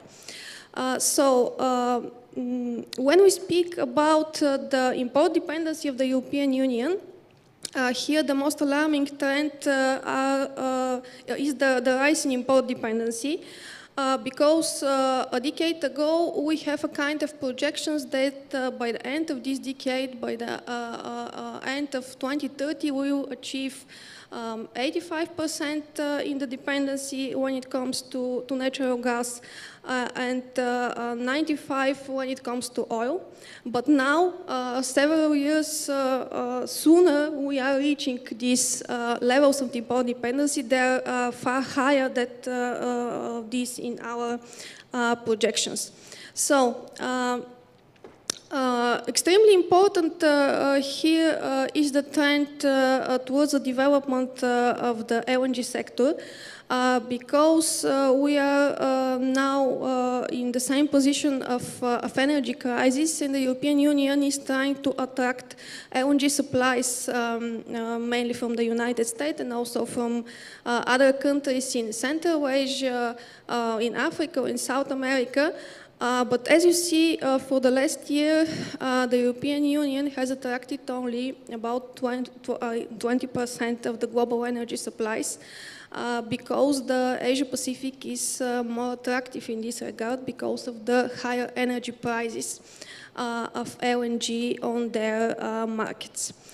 Especially interesting is here also the trend of the reduction in hydroelectricity consumption, because in the last year we have specific problems with regard to the shortage of rainfalls, and also just a kind of important trend is the new position of China with regards to nuclear energy, because as you know, for a long period of time, France was the second energy power when it comes to global production of generation of nuclear energy, but now China and France has switched their position in the context of the pandemic. What about the renewables? As we see, not only in the context of the pandemic, but also with regard to the last year, China was the largest contributor to the growth in the renewable sector. And now, when it comes to wind capacity, to solar capacity, China is in front of the European Union. It's already the biggest importer of green technologies. And this, of course, raises the question if China is a like-minded partner of the European Union. Is it forging an alliance with Europe, or is it already a kind of competitor, of rival to the European Union for the winning of these energy markets? So just a brief look at the European energy mix, because we have here also a kind of differences in comparison to the situation in 2020. As you see, the renewables have moved to a higher position, and this was connected to the retreat of oil and coal in the EU energy mix. But now I should say that unfortunately in 2021 the coal is again restoring its position in the European energy mix, and this is also related to this increase in the carbon emissions. When it comes to electricity generations, in 2021, in the context of the pandemic, Europe had a major achievement. It became the first region in the world which had mainly electricity generation by renewables. But now we have again a rise in the share of nuclear energy in its already on the first position. So what about the specific energy crisis in the last year? Just to elaborate quickly on this topic, because we have a specific combination of factors that contributed to these energy shocks. We have also the problem with the so-called thermal wind balance, or the global stealing, the reduction of winds in Europe, which is also visible in the current energy situation. And of course, we should ask ourselves if this was the crisis of energy, or it was the crisis of politics, because we tried to make this transition towards green energy, but we are still reliant on the old one. Now the war in Ukraine is redrawing, of course, the global energy map. The European Union is trying to disconnect from the Russian supplies. But here, the most important moment is again the role of China, because China is labeled the winner of this crisis. It is now reselling many of its gas supplies from Russia to the European Union. And the current energy crisis generates more questions than answers. For example, we embrace again coal, especially in the context of the Southeast European region. Is natural gas still a bridge towards the greener economy? And a question that is also especially important for Bulgaria and for Romania. What about nuclear energy? Because we have here countries that are especially supportive of this kind of electricity generation. As you see by this graphic, Bulgaria is a country heavily reliant on Russian supplies, and its only way to achieve a kind of diversification is in the using of coal, because with regard to this resource, the country has a large amount of its own reserves. And now coal and nuclear are the main pillars of the energy sector in Bulgaria. We have interesting developments in the last years with regard to the interconnectors, because this is a relevant moment not only with regard to the electricity sector, but also to the general energy mix. Bulgaria is an exporter of electricity to many countries in the region, such as Romania, Turkey, Serbia, and now we are also building our new line with Greece. What about the current energy crisis and our ways to deal with it, to find solutions? Several months ago was finished the interconnector between Bulgaria and Greece, and it opens now the option for securing supplies from Azerbaijan via the Trans-Adriatic pipeline. And here, of course, our friends from Georgia serve as a transit country. Bulgaria is trying to develop its energy cooperation mainly in the southern direction, based on the partnership with Greece and Turkey. And also this new kind of energy flows opened the opportunity for reverse direction because Bulgaria has also completed its interconnector with Romania, but until now it's not in full operation. Of course, as we're trying to see also the bigger picture and to look in the role of the Black Sea region in the energy context, we have here specific national challenges. The first one is related to the important topic of the moratorium for shale gas, because Bulgaria has imposed such moratorium in 2012, and now it's up to the new government to decide it will lift this moratorium. Another important dimension is the development of our offshore blocks in the Black Sea, here again with cooperation with Romania and with France. We are, of course, a latecomer when it comes to renewable energy.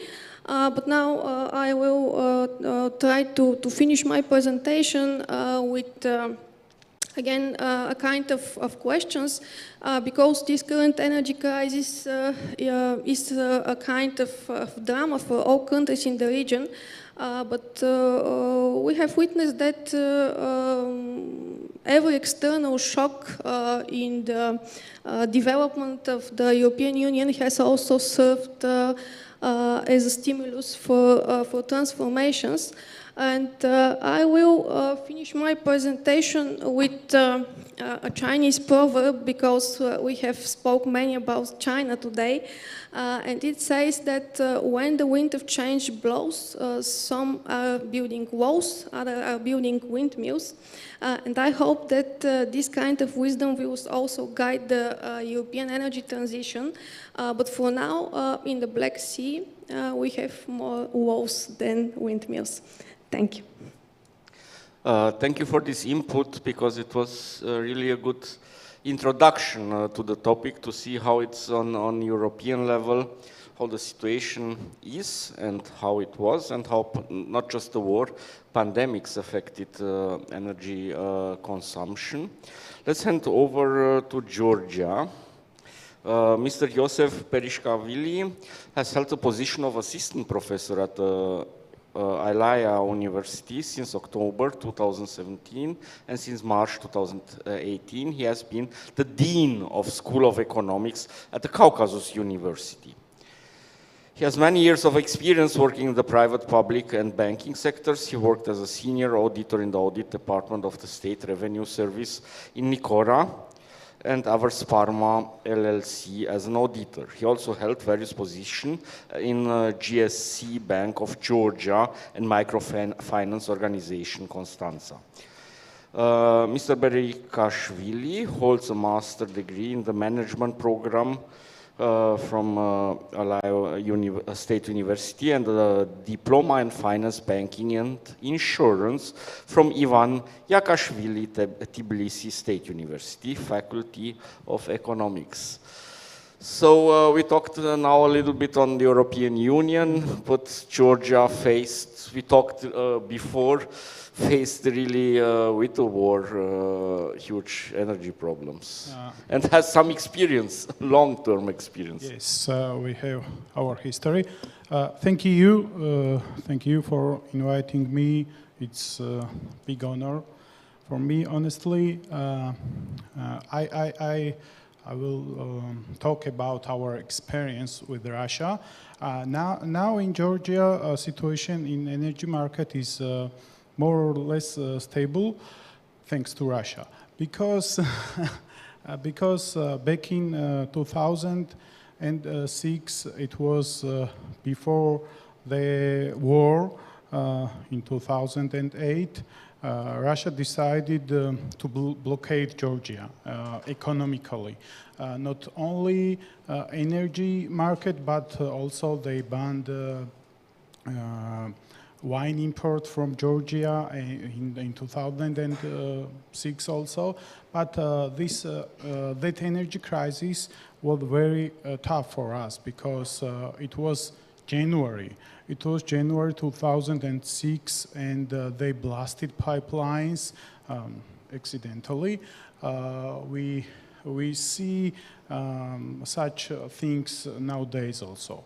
They tested on us these things, and we were without any source of energy because back then and also now natural gas is main source of energy in Georgia.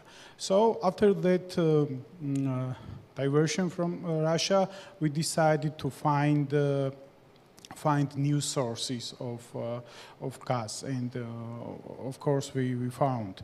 Now main supplier of gas is Azerbaijan for us, and we also Georgia, as you know, is transit country. So there are several pipelines in Georgia. So they are giving little share, but enough for us, so Georgian market is stable. There is one pipeline from Russia to Armenia also, but they are paying us, paying money, no, not gas.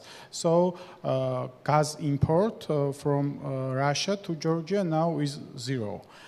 And it's fine for now.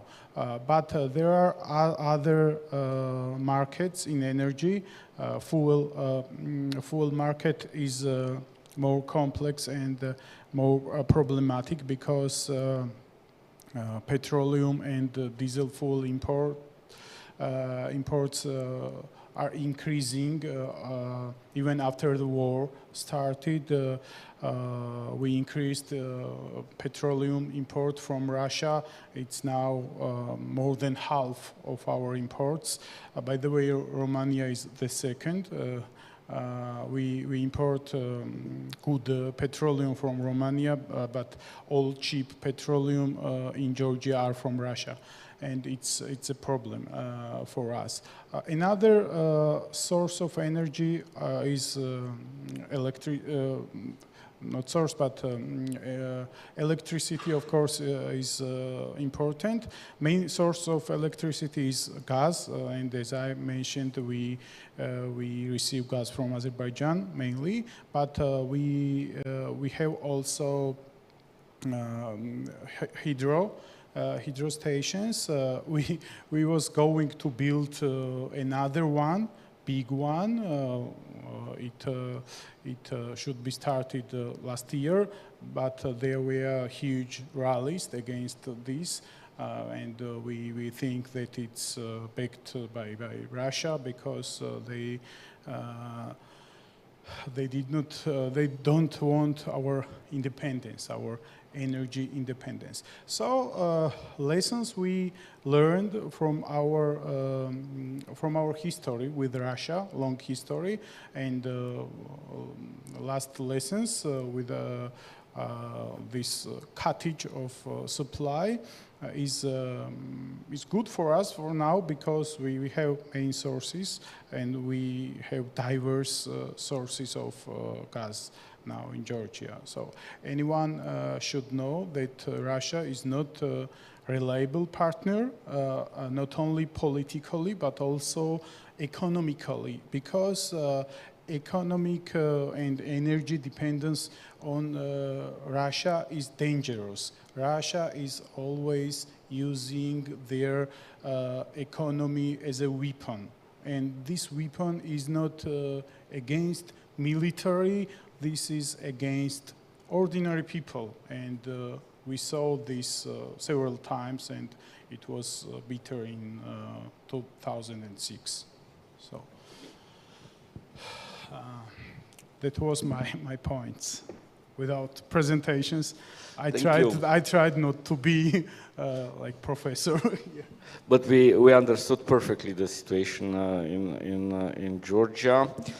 And now we go over, I don't know, to Romania and to Moldova somehow, because these countries are very interconnected.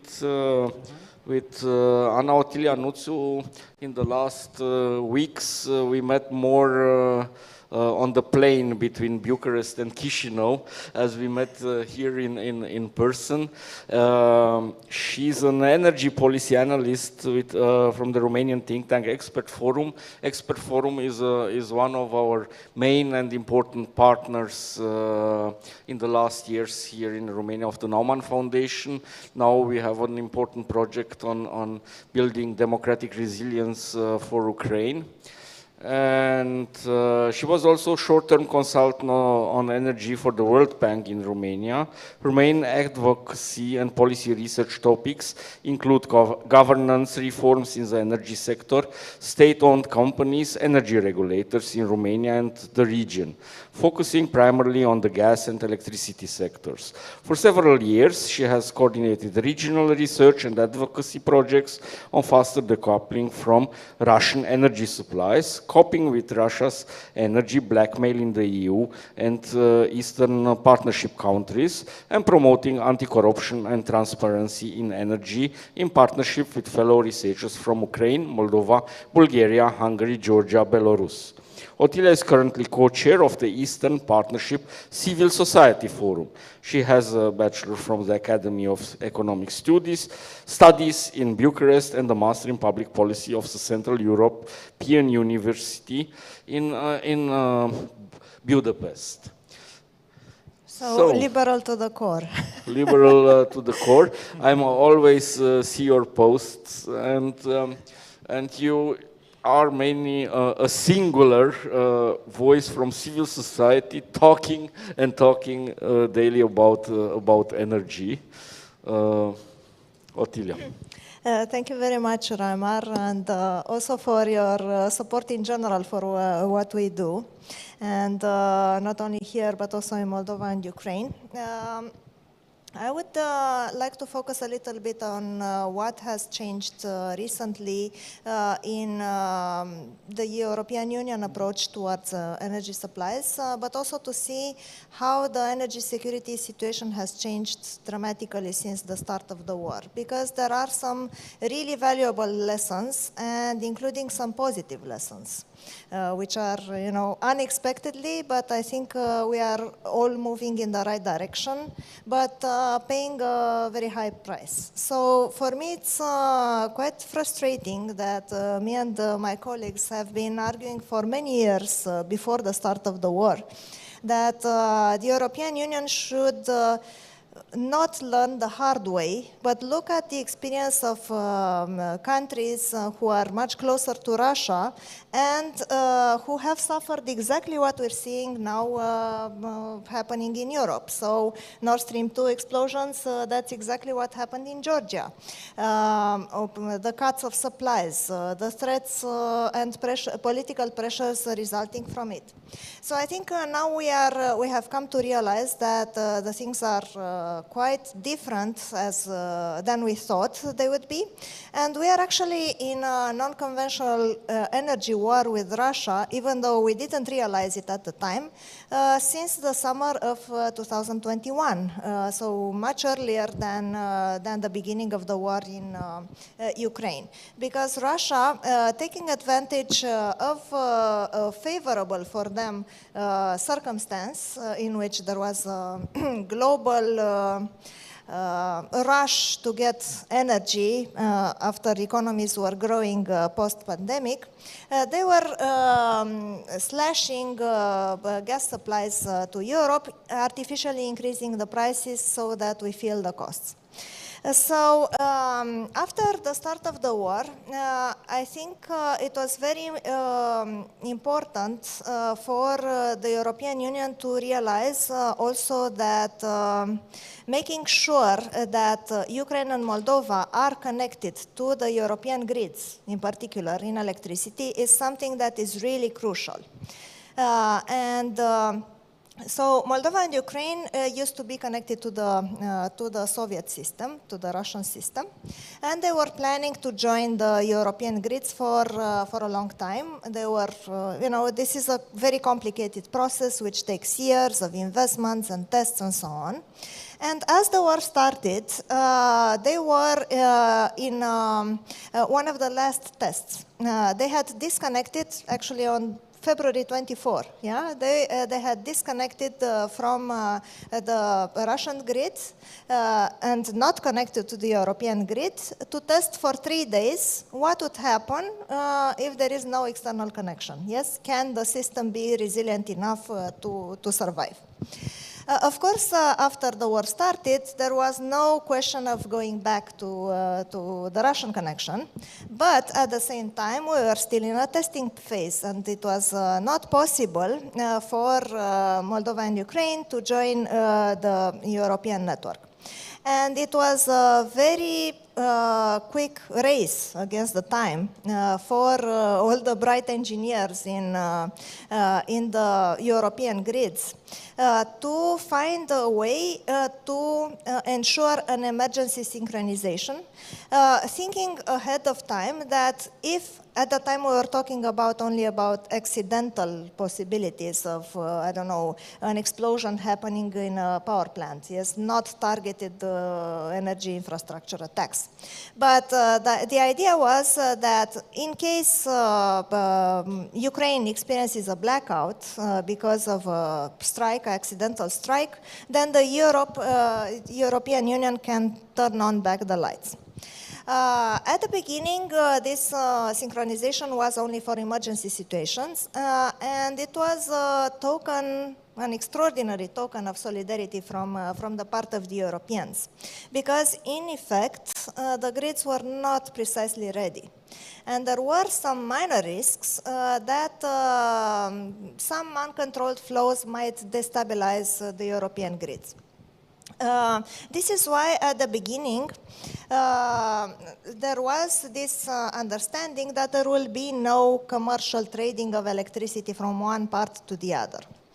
There were some uncontrolled flows, which of course the next steps was to everybody wanted for commercial flows of electricity to happen. And it was a matter of critical energy security and the benefit for both sides.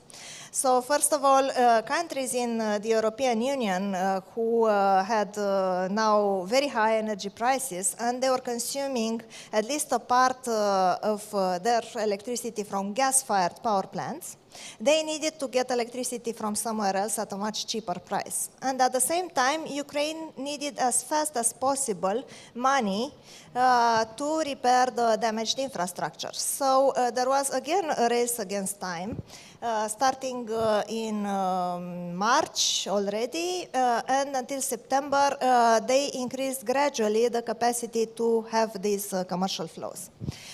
This was extremely important because after October 11, we see the other way around. Russia has destroyed a lot.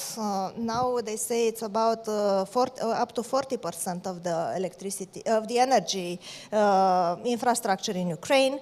And now, of course, Ukraine can no longer export electricity, including to Moldova.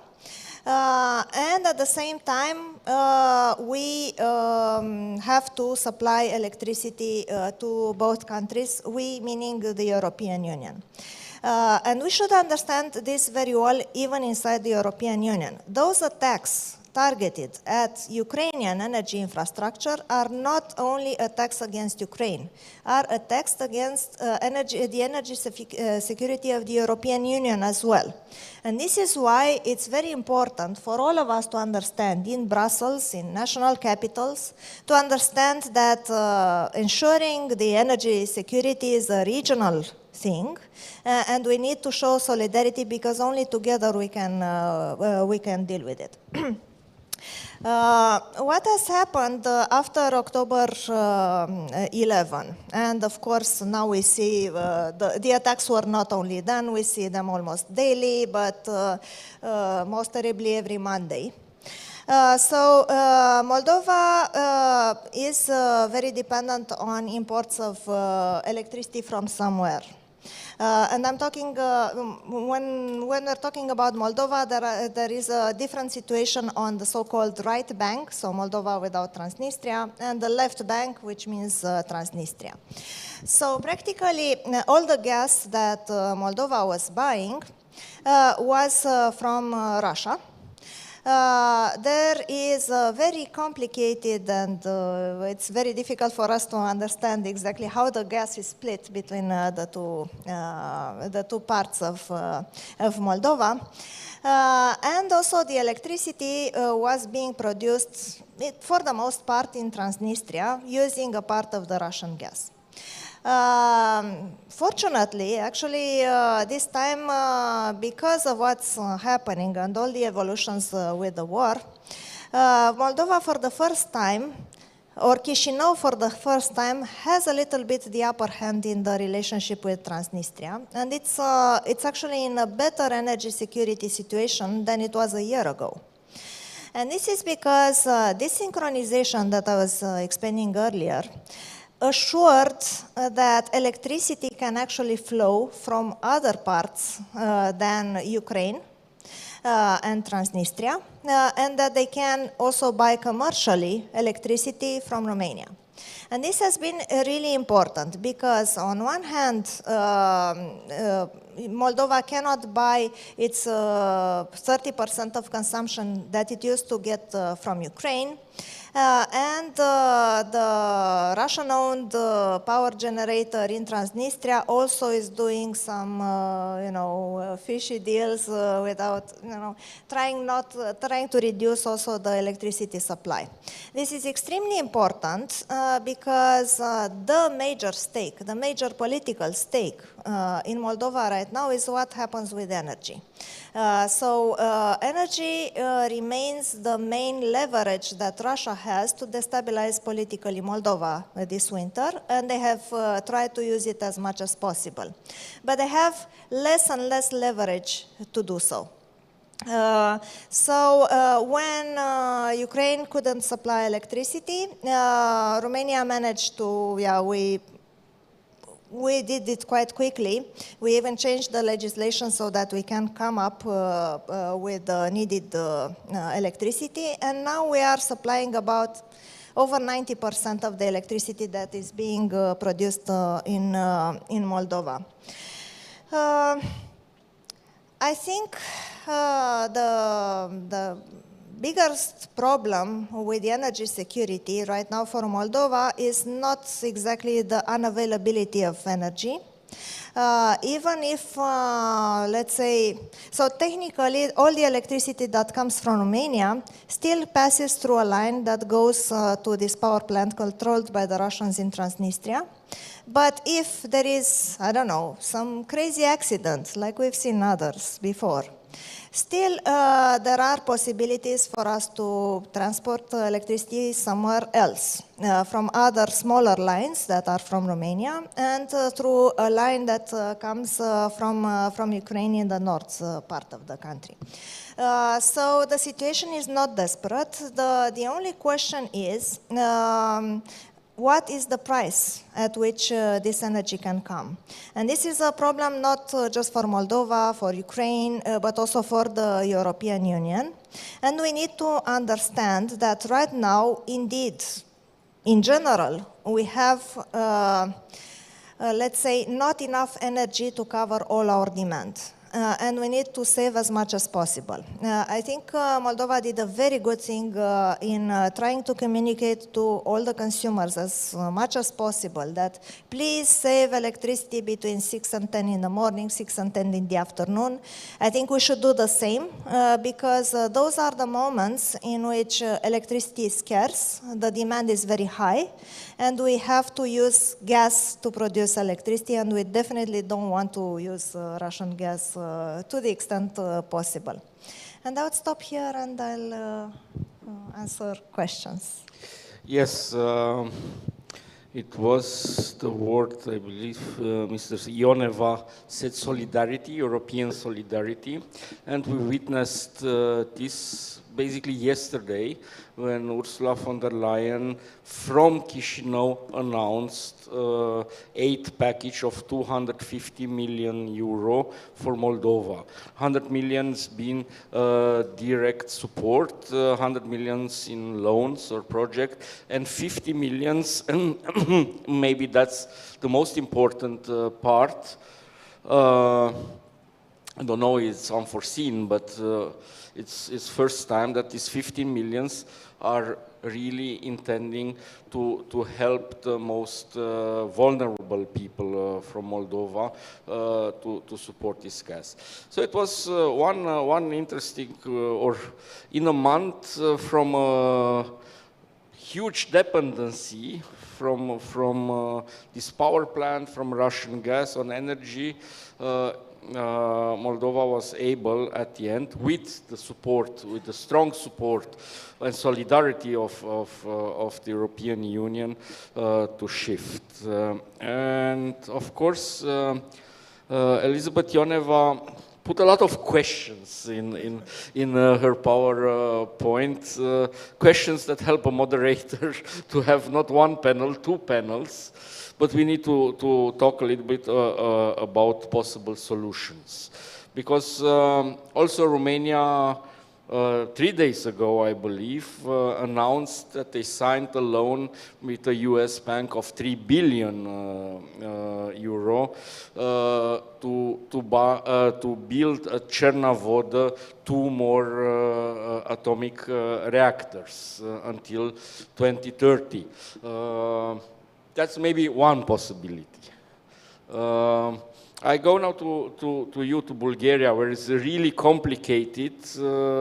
You put the questions, but I believe you also have at least personal answers how Bulgaria can get out from this Russian dependency. Thank you. As regards the nuclear energy, situation in Bulgaria is quite complicated because we have one nuclear power plant in Kozloduy. Initially it was with 6 blocks, now only 2 of them are operating. And we have also the plans for building a new nuclear power plant.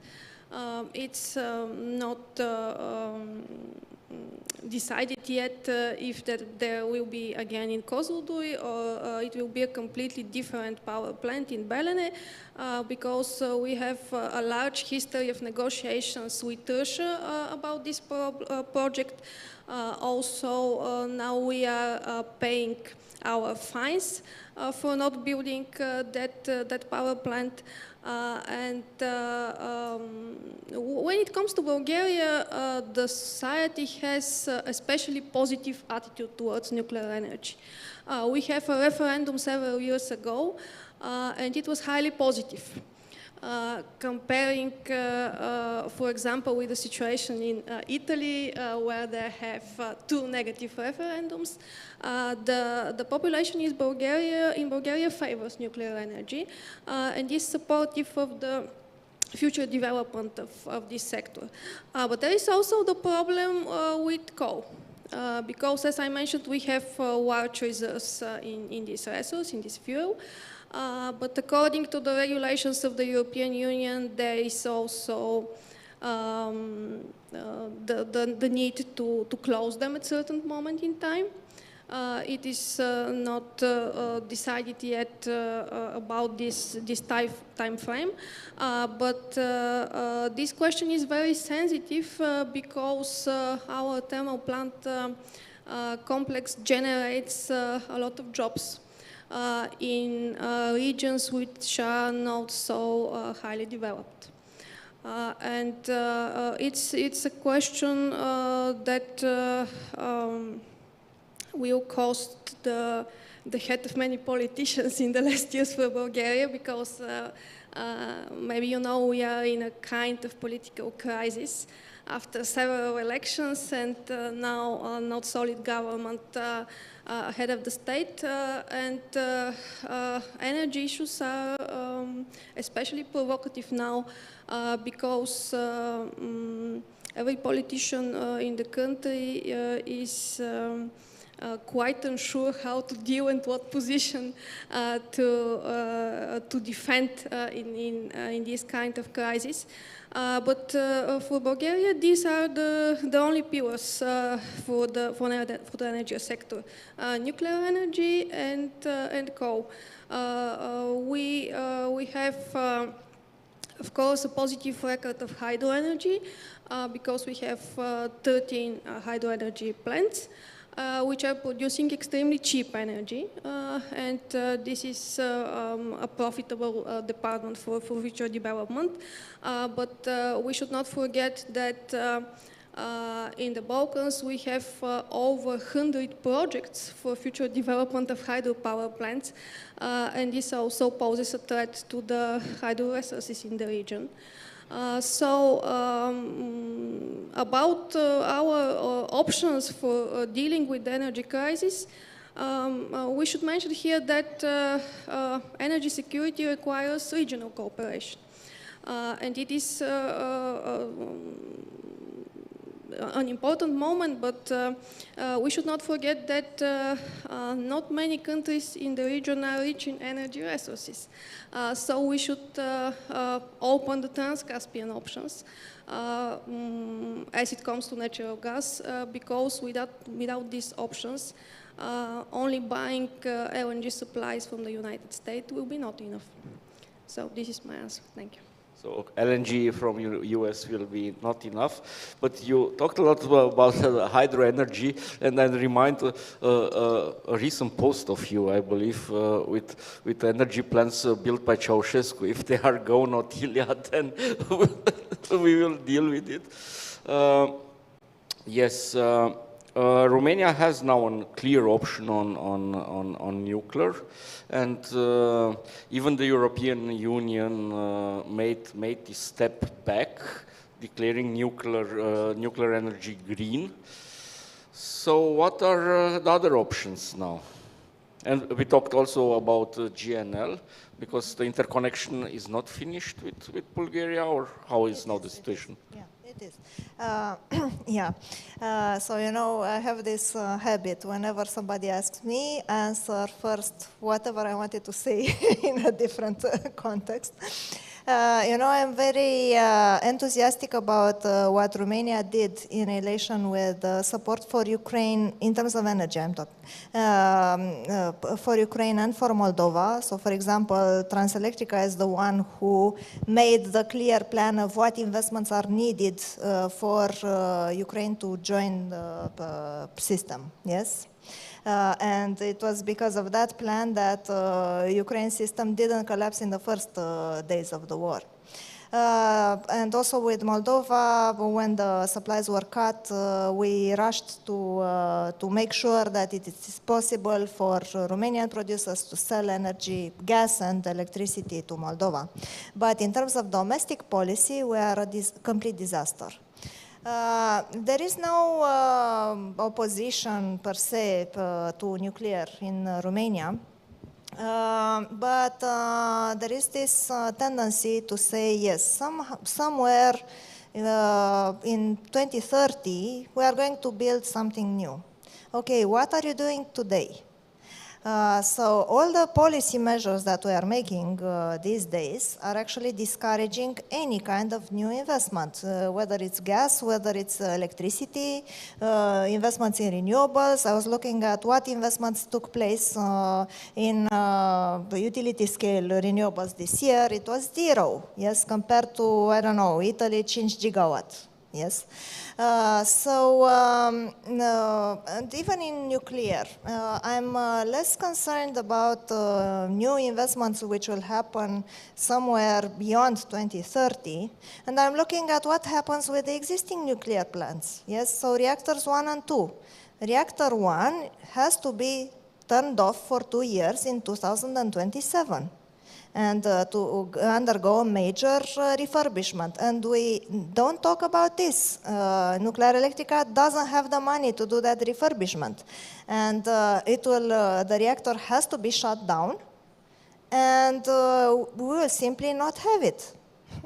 So before talking about nuclear reactors, let's make sure that we don't shut down what we have right now, yes?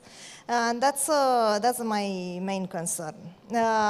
It's very easy to discuss about what 5 ministers from now are going to do, than to discuss what the companies that you are responsible for in your mandate are doing to make sure that they make the investments. So again, about the politics, we go over to Georgia, because you told that somehow you solved dependencies, but also, I believe, alternatives, you are searching on alternatives, yes. or not?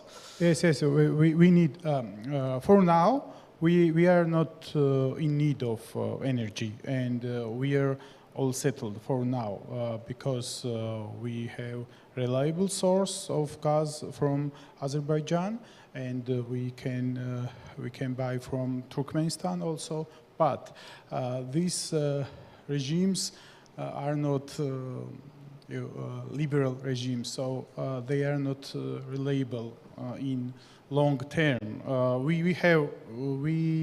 We always had good relations to them, but still we should think for the future.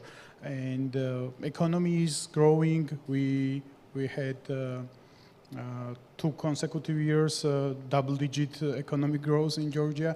So economy is growing that, and we will need another sources. There is a huge room in Georgia for hydro, but people are against this. I think, as I mentioned previously, it is from propaganda, because of Russia. Russia is main source of propaganda in Georgia. There have never been question about nuclear energy in Georgia. If there will be referendum, answer will be no, for sure. Yet, I personally, I support nuclear energy, but still, it's there is a question about safety. We are very close to Russia, and we see what's happening in Ukraine.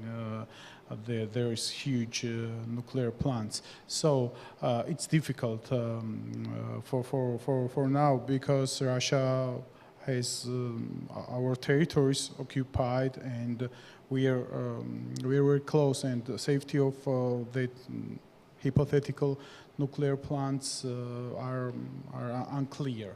There are also other sources of energy, alternatives, green alternatives, renewables, but these alternative sources are not big.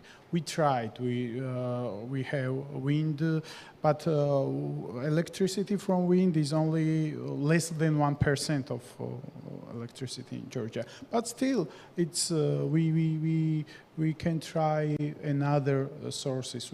We can. I think Georgia, and not only Georgia, we also should try that shale gas. We have some storages, but alternative sources are not such hopeful. But I hope for hydroelectricity for Georgia, and for several years there will be 100 years or more. There will be Azerbaijan gas for us, and for Europe, we can be a reliable partner as a transit country for gas from Azerbaijan, our nearest across Black Sea countries. So Europe should think in that direction. Before we take some questions from the table, please just raise your hand. Okay, you have one question. Second question. Microphone will arrive.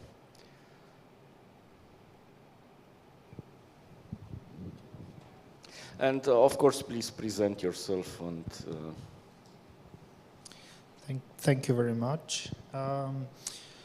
First of all, I would like to thank all the panelists for very interesting presentations, especially Dr. Yoneva. That was a very nice PowerPoint. My question is actually about the winter. And I'm not talking about this winter because we already had some push from the last summer or the last period before the war. But what is your view, and the question is addressed to all the panelists, what is your view on the next winter in terms of energy in Europe and around the Black Sea? It's just as simple as that, which is not at all simple. Thank you. If I may, Igor Montano, I have a question to Ms. Nutsu. You are one of the finest independent energy experts in Romania, and you have a lot of information about Moldova. So my question is, why do you think the diversification of the energy market is going so painfully slow in Moldova, in your professional evaluation? And also, why so many important energy companies from Romania, which opened up their offices and they presented very professional and good offers to enter into the market, have been slowed down and somehow ignored or even isolated from the real market? Thank you. All right, so how do we Let's start with the specific one before. Okay. And then we go to the general for the next winter one, because I will add a question to yours, a little bit more broader. Yeah, I think if you're looking at how the market operates in Moldova, have another look at how the market operates lately in Romania. So right now we have just introduced today a new emergency ordinance saying that we are going to have a single buyer model for electricity. It's simply mind-blowing that this can happen in a EU country.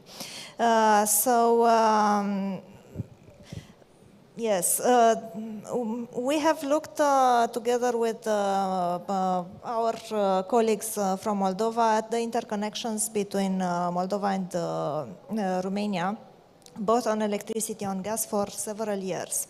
And of course, the biggest challenge is not to build a pipeline and not to build a line or something that is physical. The biggest problem is to make sure that after you have the infrastructure, there are buyers and sellers on both sides of the border, yes?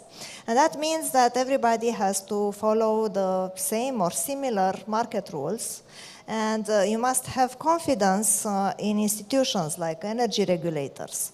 And this has been very challenging in both sides. We really need to not only to transpose in legislation by copy-pasting or translating the European directives, but we really need to have strong institutions that really enforce those rules, yes? To make sure that, for example, if somebody sells gas from Romania, it is not blocked by the fact that the gas network in Moldova is controlled by Gazprom, yes?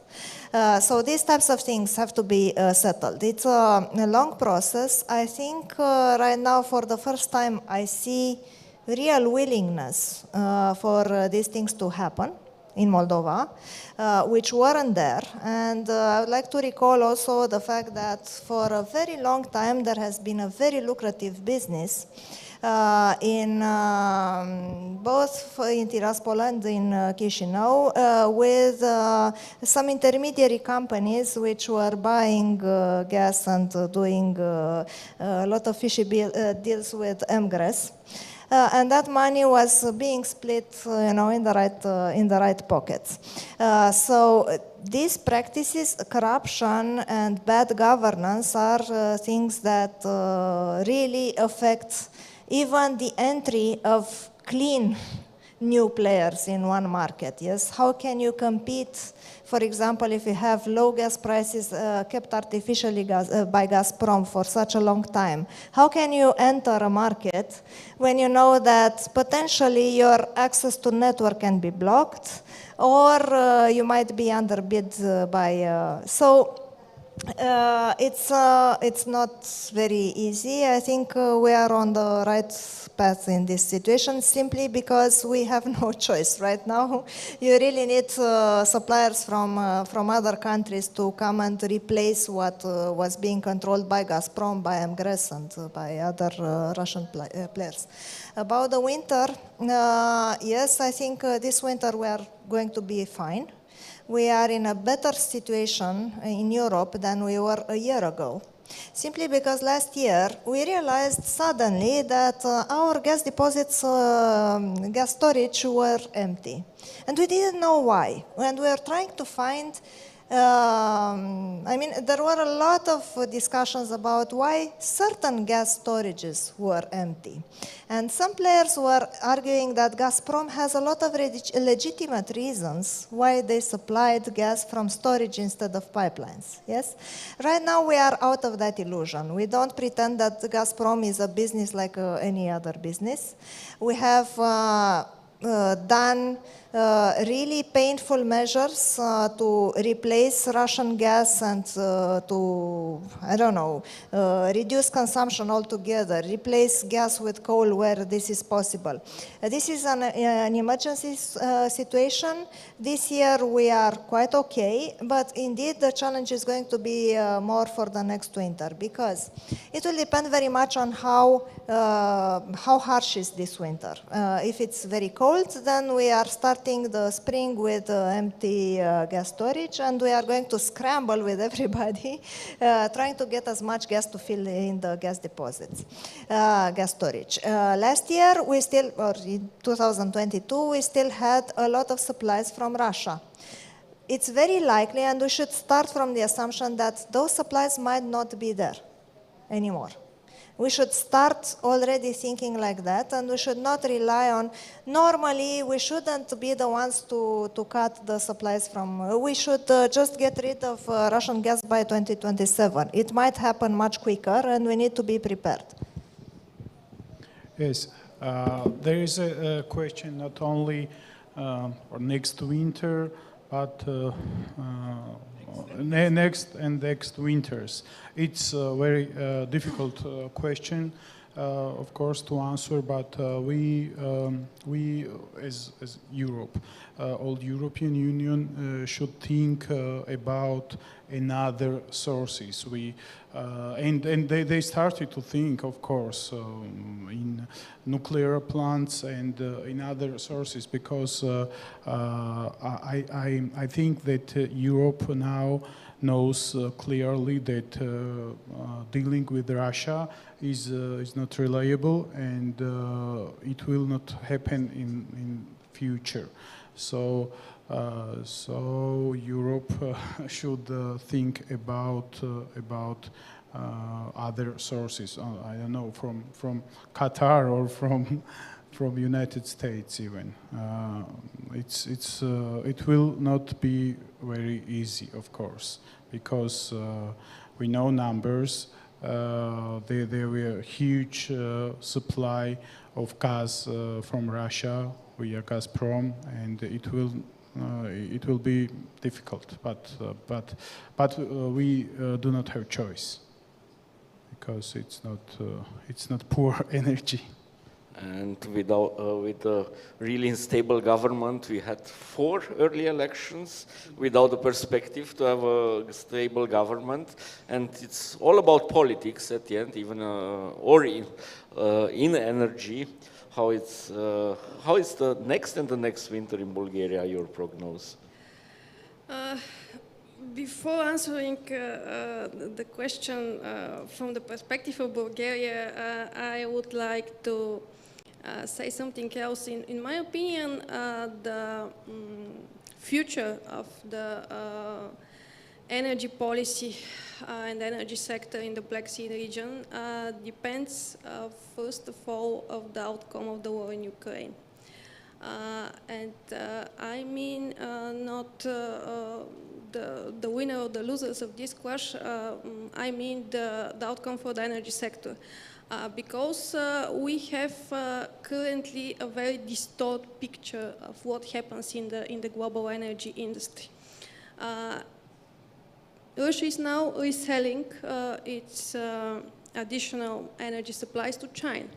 China is reselling them to some country in South America, it resells that from some country in Africa, and the European Union buys all this gas with the perception that we have diversified, but we haven't.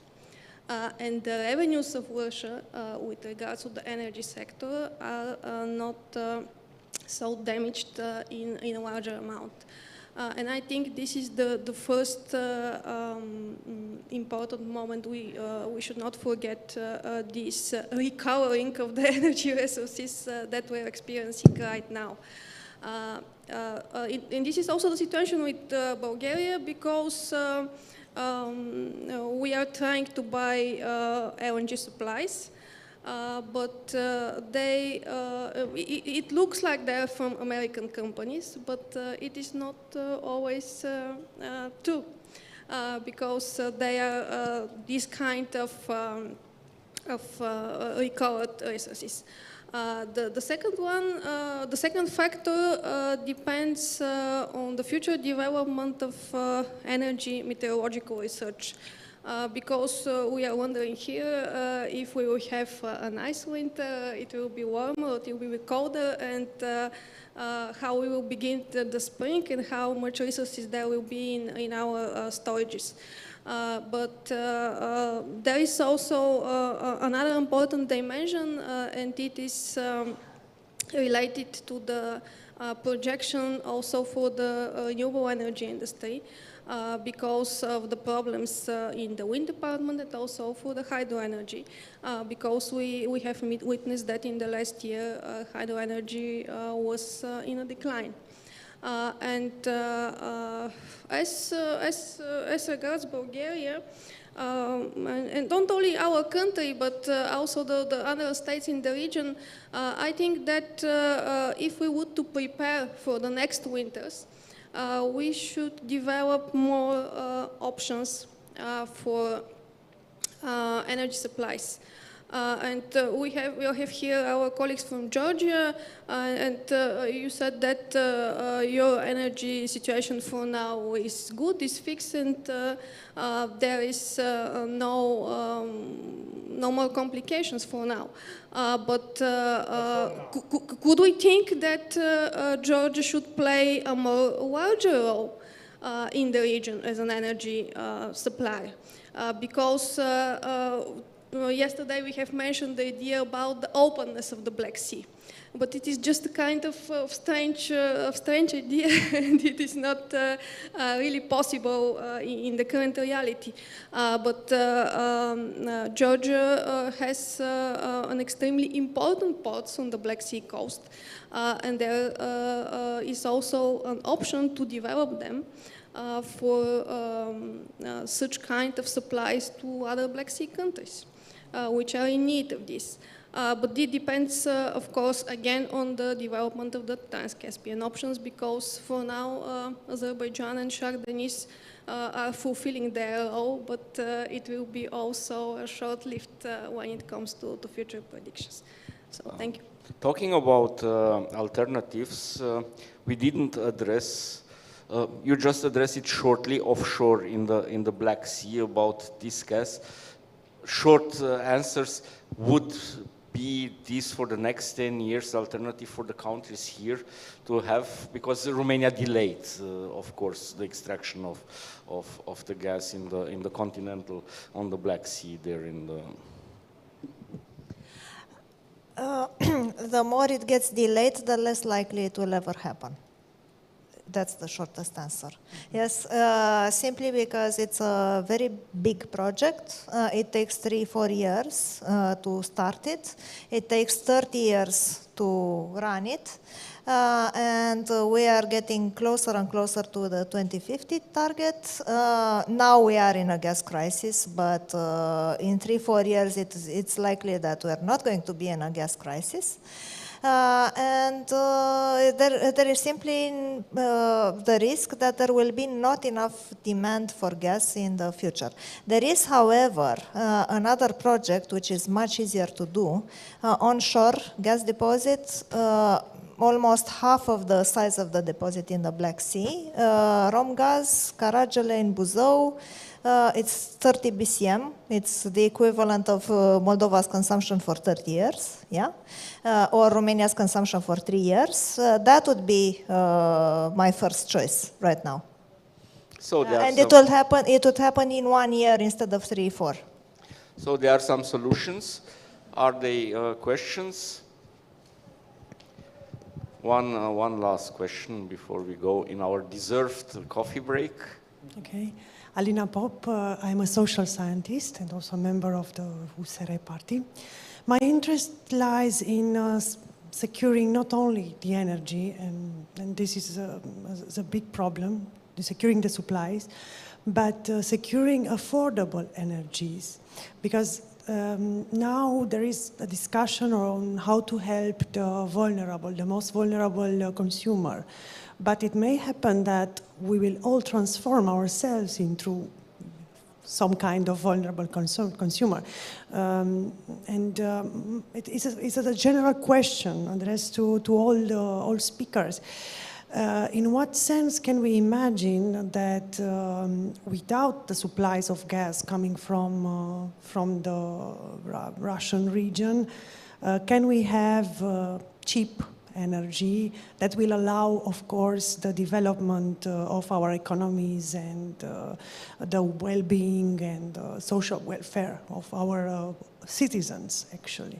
How and what would be right now the best measure governments should take, or maybe they should not? I don't know what your opinion on that is.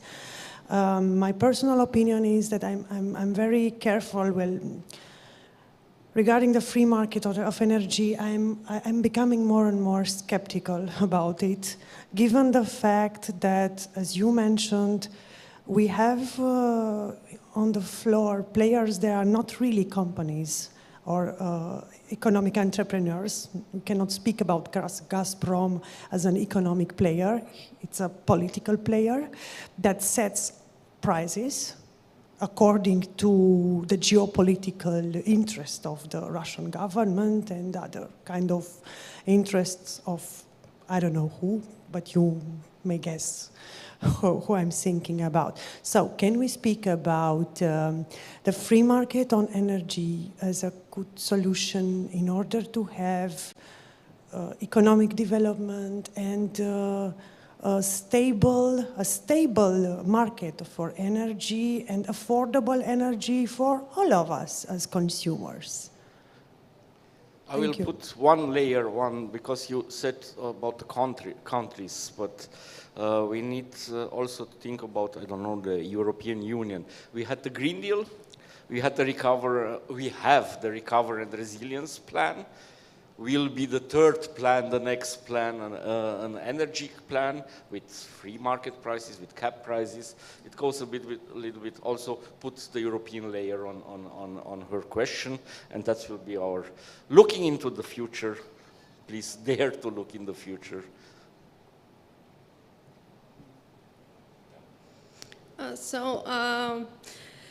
We have cheaper and affordable energy. I'm not too optimistic about it, that it will be cheap because the current crisis will be costly.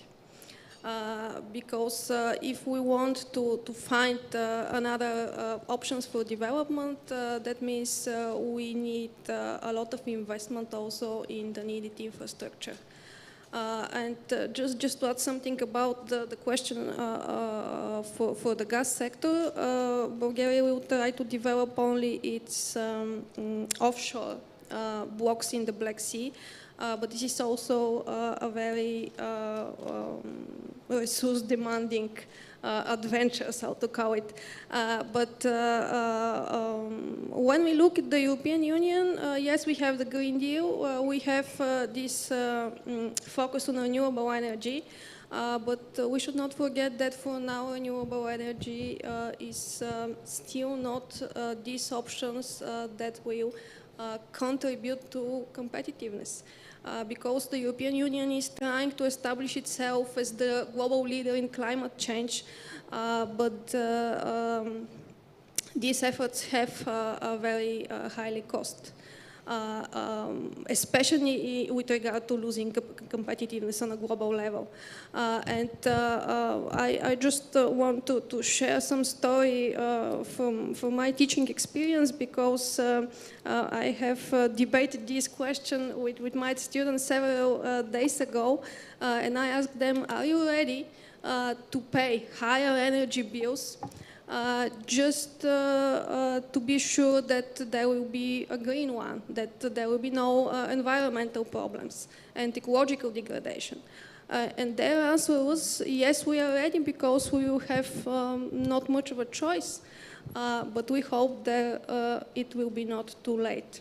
For now, I'm really hoping that we are turning back to politics, that the political decisions that we made will contribute to find a better option, and that there will be not too late for the European energy industry. Thank you.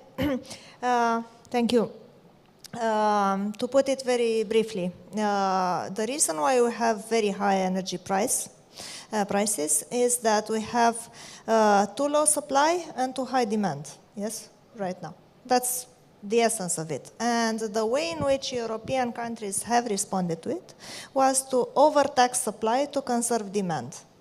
That means that you are going to have this problem in 1 year, in 2 years, in 3 years, if you don't do something to increase the supply and to reduce the demand.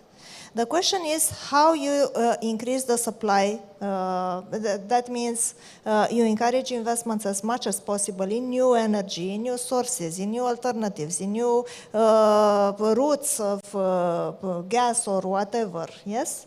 And how do you reduce demand in the sense that you don't affect the quality of life irreversibly, yes? So for example, just giving the example of Romania, this year I would have put my money, instead of expanding gas networks to households in rural areas, I would have put that money to insulate the homes and to reduce the demand for energy in the first place. So it's going to be, we should invest our money wisely in policies that don't fuel inflation, like throwing a lot of money to everybody so that they can afford ever and ever increasing prices of energy, but to reduce the demand smartly by efficiency and to enhance the supply of various forms of energy. I'm not also very optimistic about prices, about energy prices for Europe, but of course there is an option to reduce use of energy, but it will not be enough, and it is a very important issue for like poor countries like Georgia. But for now we have cheap gas from Azerbaijan, but we do not know how much will it last. So for near future, I'm optimistic for Georgia gas prices, but for Europe, not such an optimistic. Europe should do much more effort for alternative sources, and I totally agree with you. If there will be more sources, prices will not increase such rapidly. It will not be cheaper, but not as expensive. Yes, that's my point. Thank you all. very interesting panel. Thank you for the audience, and I believe we can go now in our deserved coffee break. See you all in 20 minutes back in the room for our last panel, and a niche topic or about trade routes. It's also about security. Yes. Thank you. Connected trade of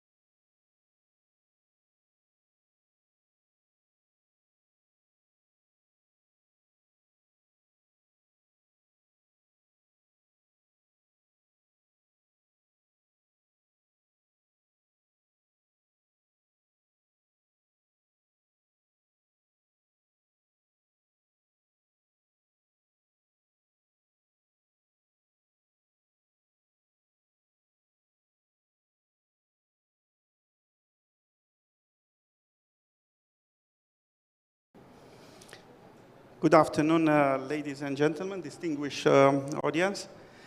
It is my pleasure to welcome you at the last panel of this conference. First, I want to express my appreciation and thanks to the European Liberal Forum. Under its auspices, this conference is held.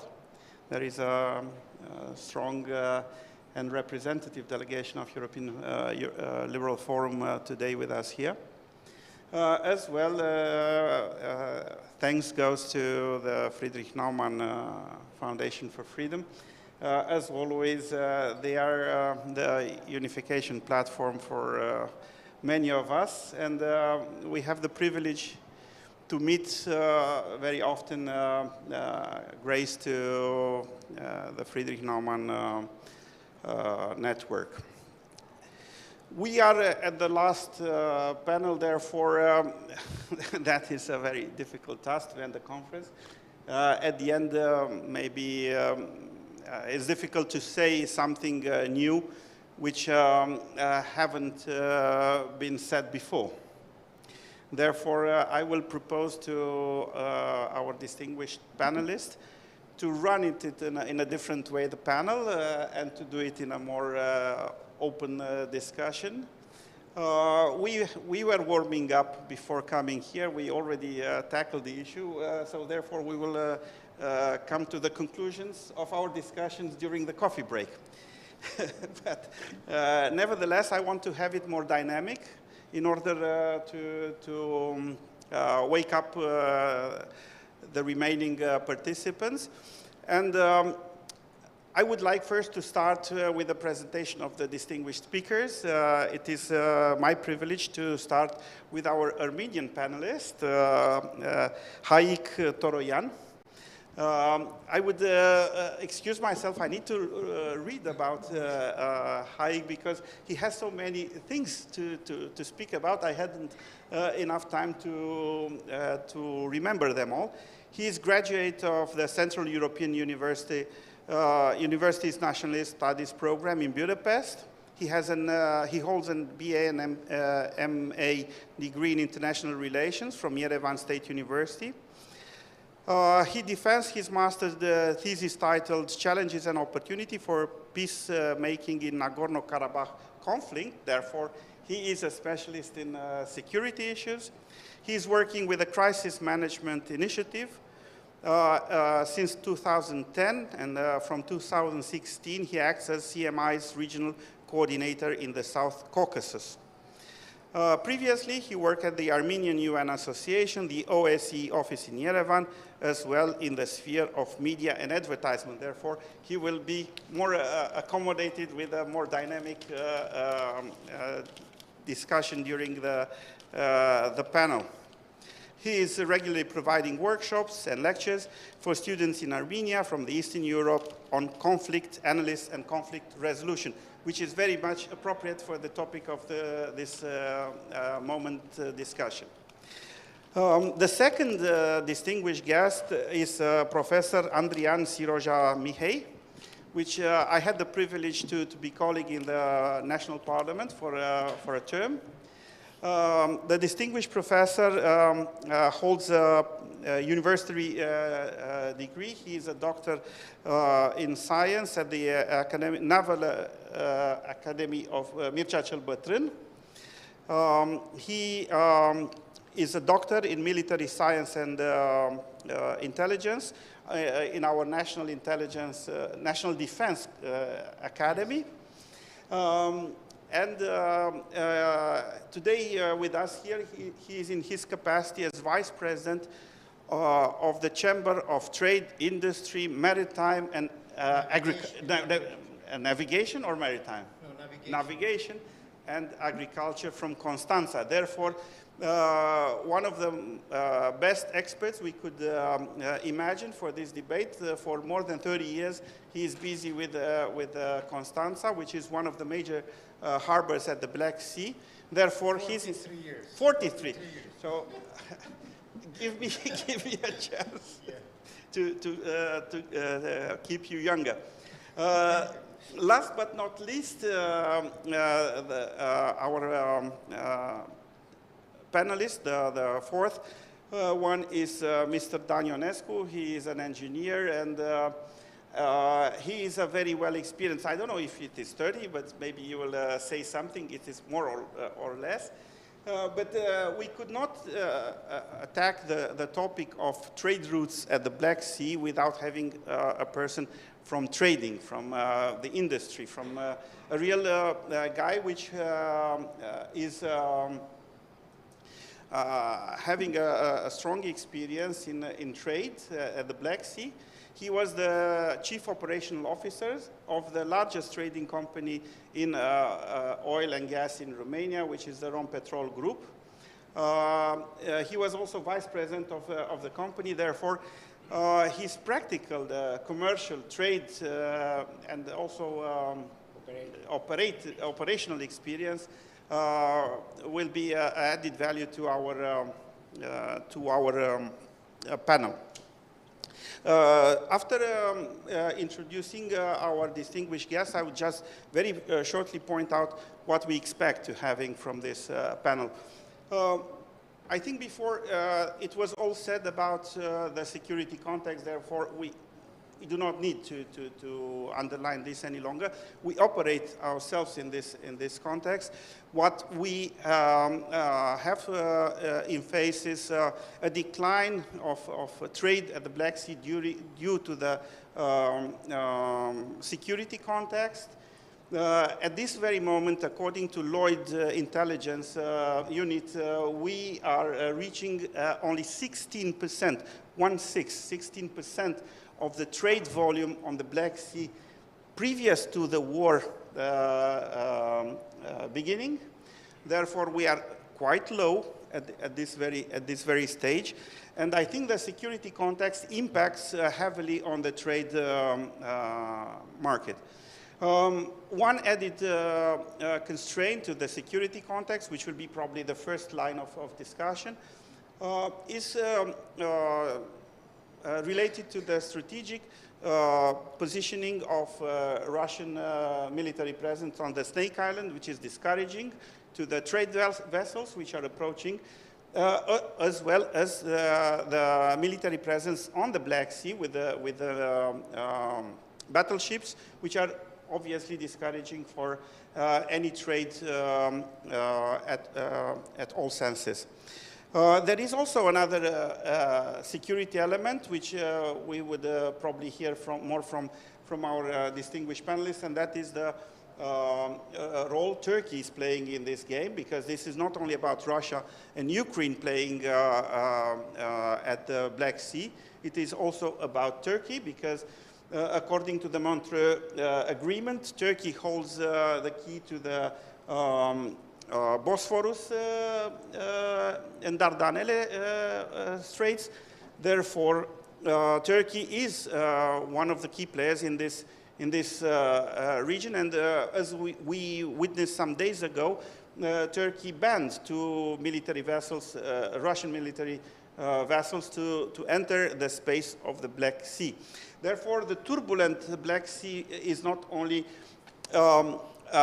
in natural and geographic sense, it is also a turbulent sea at this very moment, because I think this is the hot spot of the world at this very moment, the Black Sea from all the others in the world. I will then invite the guest speakers in the order I have presented them. Therefore, the first speaker will be Haik, please, and then Professor Mihai, and then Mr. Ionescu. First of all, thank you very much for inviting me, and I'm happy to have the opportunity to talk with the panel. I'm not sure if I'm going to be able to keep the dynamics, but I will try to be as short as possible. But I would mainly concentrate on the consequences of the Ukraine war on the geopolitical trade routes, mostly coming from China and India. So I would start with China and Belt and Road Initiative that China has been developing for a very long time. And as we all know, there are 3 roads that are connecting Chinese market to Europe, which is the Northern Road that goes through Russia, the central road that is going through Central Asia, and back in the day it was going through Caspian and maybe through Russia as well. And then the southern road, which is a more maritime route that goes through Malacca Strait, which is one of the strategic weak points of China. And after the Ukraine war, China understood that the northern road is not the way to go. The southern route is very strategically, let's say, vulnerable for China, so they are trying to look more at the central road or central belt. And now what we see is this constant agreements between China and Kyrgyzstan, China and Uzbekistan, and development of this central route that might become one of the connecting points of Chinese market to Europe. And what we can see, especially in the South Caucasus, coming from South Caucasus, we can see the increased influence of China. And we can see investments in infrastructure in Georgia, investments in infrastructure in Armenia, also cultural investments in Armenia. After the Nagorno-Karabakh war in 2020, China started to invest in opening schools, Chinese schools in Armenia, and opening the second biggest embassy of China in Armenia, which is very close to the US embassy, which is the biggest in the region. One funny thing about these embassies is there is a Russian church in between of these embassies, and we always joke there is a KGB pope sitting there and trying to catch all the communications between China and US. So Armenia is pretty much ready to become one of these transit countries, but due to the recent war in Nagorno-Karabakh and not very, let's say, friendly relations with Azerbaijan and with Turkey, it is still in discussion whether the road would go from Azerbaijan. So the road would connect from Central Asia to Caspian, to Azerbaijan, to Armenia, to Turkey, etc. So now Armenian and Azerbaijani government are, at least they are telling that they are preparing for a peace deal, which would also include the opening of the borders of Armenia and Azerbaijan. And also there is an Armenian-Turkish normalization process, which would also contribute to opening of the borders of Armenia and Turkey. However, there is a small detail that is still basically the remnants of Russian influence in Armenia, which is after the November 9 statement, which stopped the war in Nagorno-Karabakh, there was a point saying that Armenian-Azerbaijani crossing, so on the border, would be monitored and would be guarded by the Russian FSB, which means that the Russians are still trying to have influence on this central belt, and potentially they're going to become the choke point for this communication, or at least basically the transit point that will still have influence on the central belt. The alternative belt that I would like to also mention is that we can see very huge cooperation between Armenia and India, and it's also connected with the war in Ukraine, because before that there was this north-south international transport corridor which would connect from New Delhi to Chabahar port in Iran, which is the only port that is exempt of US sanctions, and then it will go through Azerbaijan to Russia and to Finland, and this is the way that it will connect to European market. And now, obviously, after the war, India is also trying to understand how to bypass Russia. And one of the ways that is basically more or less acceptable by all the parties is go from India to Chabahar port again in Iran, and then connect to Armenia, to Georgia, and then Black Sea. This is done because there are increasing tension between Iran and Azerbaijan. There are still existing tension between Iran and Turkey. For Iran, the most acceptable border and the most acceptable route is going through Armenia. And we can see also increased Western interest in this infrastructure specifically, because after the war in 2020 in Nagorno-Karabakh, EU allocated 2.6 billion euros to Armenia. And these 2.6 billion are going to be invested, at least part of it, are going to be invested in the road and railway infrastructure in Armenia. And there's basically this road that will connect Iran to Georgia is now being constructed. It still exists, but now they are building a new, let's say, longer and even wider highway that will start, the construction will start in the beginning of next year. So this is another way of connecting Indian markets to European markets. And the last thought is that usually the South Caucasus countries always thought of themselves as the center of the world, because back in the day it was the host of Silk Road, and it was connecting Asia to Europe. And I think this is the opportunity. If there is a peace and stability in South Caucasus might again become the crossroads that will connect China to Europe and that will connect India to Europe. And I will stop here. For the first round. Yeah. Just to let everybody know, we will have 3 rounds of discussions. This is round 1, and we will come back to harbors and economic cooperation in the later phase. Good evening. I'm very pleased to be this evening here and to share from my experience to you. And also I can learn from your experience. And as already we talked here about the routes, the most important for the routes is the cargo. When we are talking about maritime transportation, the shipping, we need to have in view 6 elements. One, which is the most important, which decide for the other 5, is the cargo. Who has the merchandise can fix the things like ships, size of the ships, kind of ships, port, dimension of the ports, specialization of the ports, the routes, the human resource, and the legal frame. As a position of the Black Sea, we know that it's a marginal Mediterranean sea of Atlantic Ocean that is not on the way of the main routes. And for that reason, as already Christian mentioned, we have a problem of 2 Turkish straits, Dardanelles and Bosphorus. Even if they are Turkish straits, they are ruled by the International Convention, Montreux Convention, which has 2 sections, one for the civil and one for the Navy, for the military. Yeah, if the vessels are going in transit for the Black Sea, are free of charge and free to trade, to pass all these Turkish straits.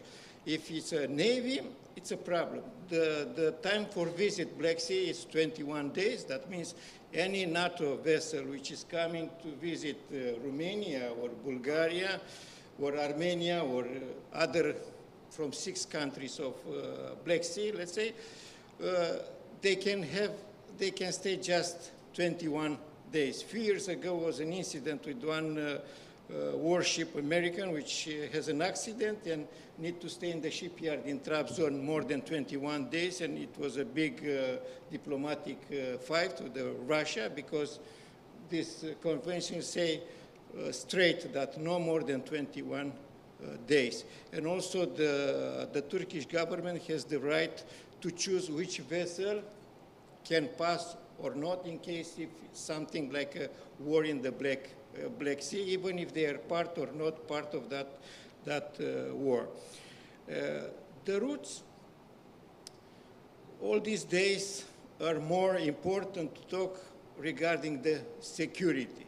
If we are talking about Black Sea, we can say like in the past, all the routes lead to Istanbul. That means need to pass the strait, because the Black Sea ports link Europe, Central Asia, and the Far East, but only through that two straits. To have an idea, in 2017, that means 5 years ago, over than 43,000 ships, vessels, pass through the Turkish Strait, 3 times more than the Canal Suez, to know the traffic.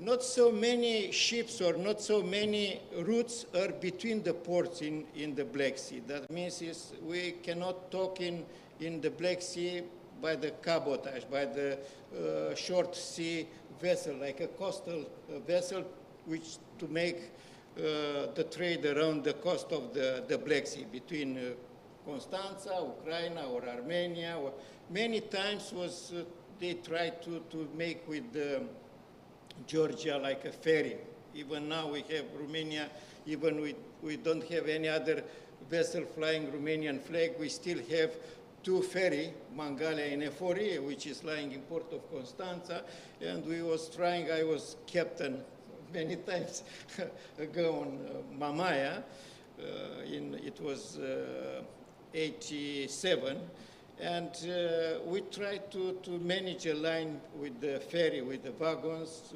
between Georgia and Romania, but due to the missing of enough cargo, such kind of line was not sustained.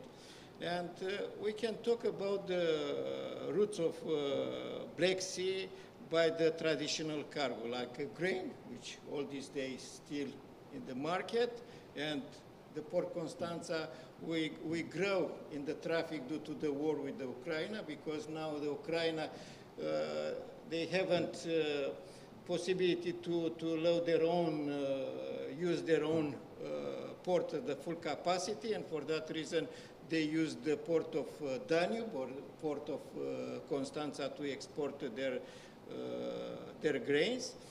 And there's some other products. We can talk about the gas and the oil, which all these days increase, and when we are talking about the energetical security, it's merchandise very, very important. Only that they have the possibility to choose another alternative route. That means they cannot use only the maritime routes like tankers, ships. They can use piping. For the moment, it's not any pipe to pass through the Black Sea and to discharge and to be loaded somewhere in the agency.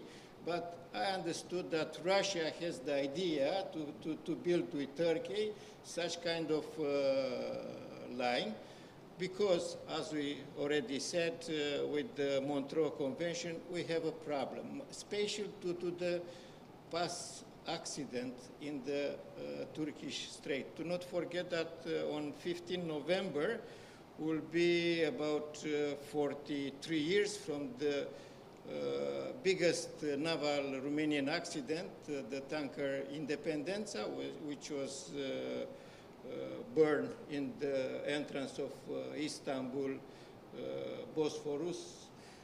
Waiting to pass the Bosphorus, was collided, was hit by the Greek Cypriot vessel, and during due to that accident, 49 people died at that time, and the vessel was under fire a few days, more than 1 week.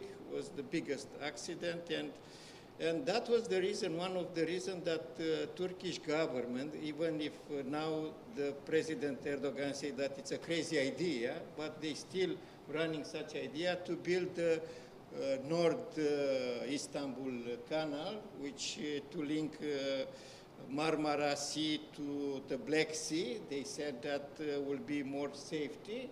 Will be over than 16 nautical miles with a wide of between 2,150 to 1,000 meter, very deep, to permit the vessel to pass more safety and to preserve the historical places of Bosphorus. This is the reason. We don't know how they will rule this and how much will cost to pass this canal, and of course, which any cost on top of the existing cost will increase the value, the cost of the merchandise. That means you can be less competitive on the international market if you increase the cost of transportation, manipulation, all this logistical in the transportation chain. We can talk about the security and the routes. Let's say we're talking about Black Sea, but the cargo to bring from Far East need to pass, let's say, the coast of Somalia.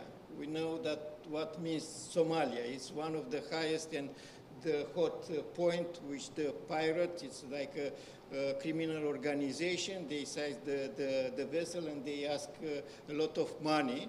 You know what means for the economic reason, a vessel which is weighted by the industry with some goods, let's say, to be stuck in Somalia for 4 months. It's a big problem. For that reason, all these days when we are talking about the routes, which is not like a motorway that you need to pay a lot of money to invest for the construction of such routes. It's a maritime route. You need just to have close to the coast, to the shore, to have a signal system, to navigation aids, all these things. But the most important all these days are security. As you know that in the Somalia, it's a corridor, international corridor from India to Bab al-Mandeb, the strait which is going to the from the Indian Ocean to the Red Sea. And there is international warships which make this convoy to be safety. And as you know, even to carry out the cargo from Ukrainian port, another corridor, which is under the control of Ukraine, Russia, and Turkey. Yeah? And otherwise was blocked. All the ports like Odessa was blocked, and no any 1 gram of the grain was exported from that port. An idea about what we can do to increase the traffic, let's say, for Constanța. The most important is to be attractive for the cargo, to cooperate with the country around you, to bring the cargo to Constanța to use. We like to say that Constanța port is the highest, the biggest port of the Black Sea, and is the fourth in Europe as a size, not like traffic of goods, but we have a very good geographical position. That means we are through the canal, Black Sea, Danube canal, we link with the other Danube countries like Bulgaria, Hungary, Austria, Serbia, Slovakia, and we can go up to Main Rhine to Rotterdam through the Danube. The reason is that we can join or the riverine countries which are not at the seaside, like Hungary, like Austria. We can invite them to build their own terminal in the port of Constanța, which is a huge port, and even we start this huge port to be built during the Ceausescu era. The south part of Constanța, Port Agigea, is not finished. In 30 years, we just finish a container terminal there, an ex-Romtrans cargo terminal, and it's one cars loading terminal. In the rest, still existing a lot of land and the seaside of the inside of the port, which not used as it was projected at the beginning. And the idea is to invite them to build their own terminal and to make them to bring their cargo through the Constanța, through the Danube to Port Constanța, and to go everywhere, like Europe, like Central Asia, Far East, or other imports to be through the Constanța port. Can be one idea.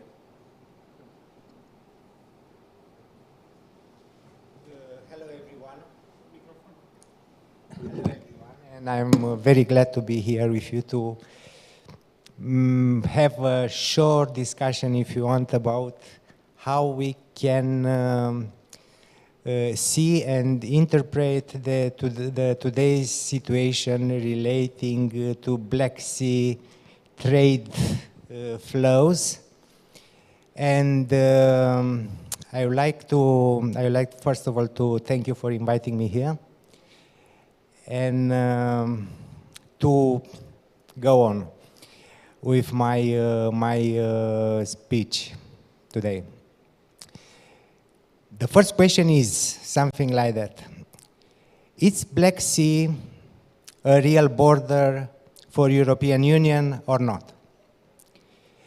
And starting from this point, I would like to give you some interesting statistics just to understand how I guess that Black Sea today is maybe the most important subject to be discussed at the level at the European Union, because, first of all,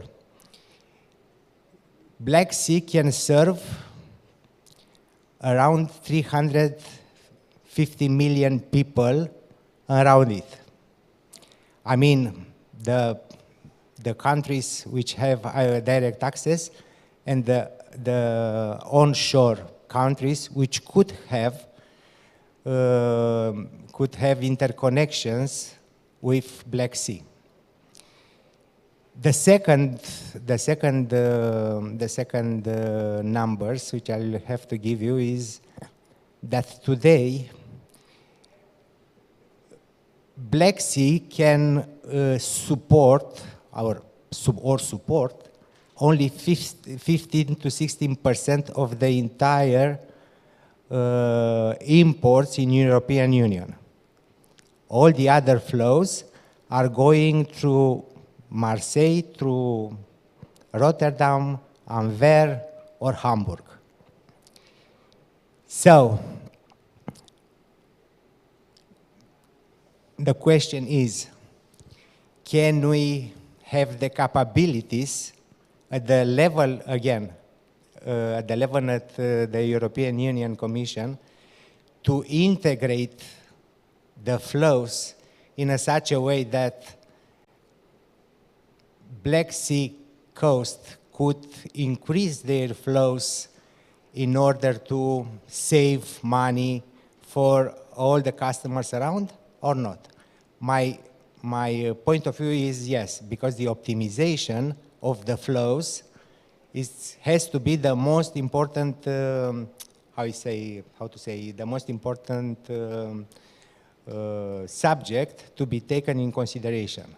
Otherwise, you can imagine today when the freight cost is 3 times or 4 times more than used to be before the crisis, it doesn't make sense to carry the goods from Asia to Rotterdam and then back to the Central Europe, and finally the customers or us are supporting all that cost. It's, in my opinion, the optimization of the flows between that 2 parts of the Europe, I mean the west part and the west part, can be a solution for the today crisis which we are facing on. On the other hand, another big opportunity which we have today is related to increase our security regarding the natural gas flows or supply to replace, for Europe especially, the Russian natural gas. But for this reason, we need to pay attention how and where to build an LNG terminal in order to bring in from Azerbaijan, from Kazakhstan or Uzbekistan the natural gas, and to pump it in the system in order to cover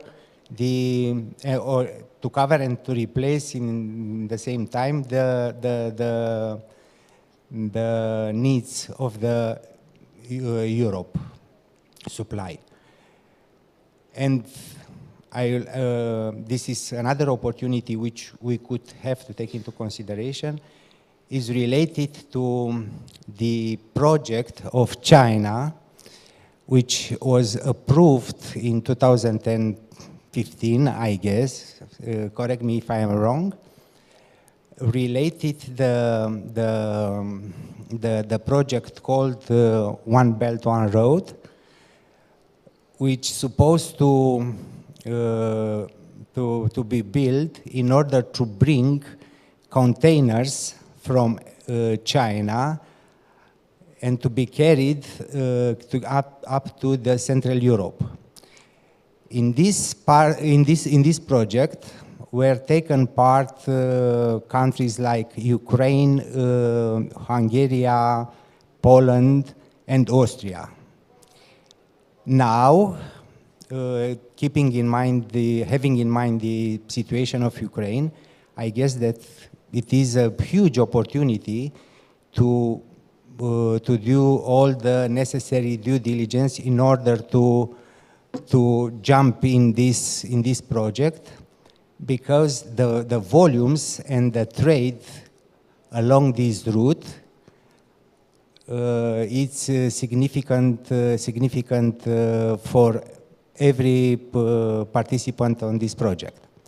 For example, last year, before the war started, the volumes on this route were counted up to 1.8 million tons, which I guess is a huge, or not huge, significant amount of trade. If you want to ask me, I will prefer to go in debate with you, and if you have some questions on it. So thank you very much for this first round. I will launch the second one, starting from one point which I've mentioned in my introductory speech. We, at this moment, due to the security crisis, we are only at 16% of the traffic volume prior to the war. Therefore, that means we've lost 84% of trade volume on Black Sea. The question is how we can recuperate that.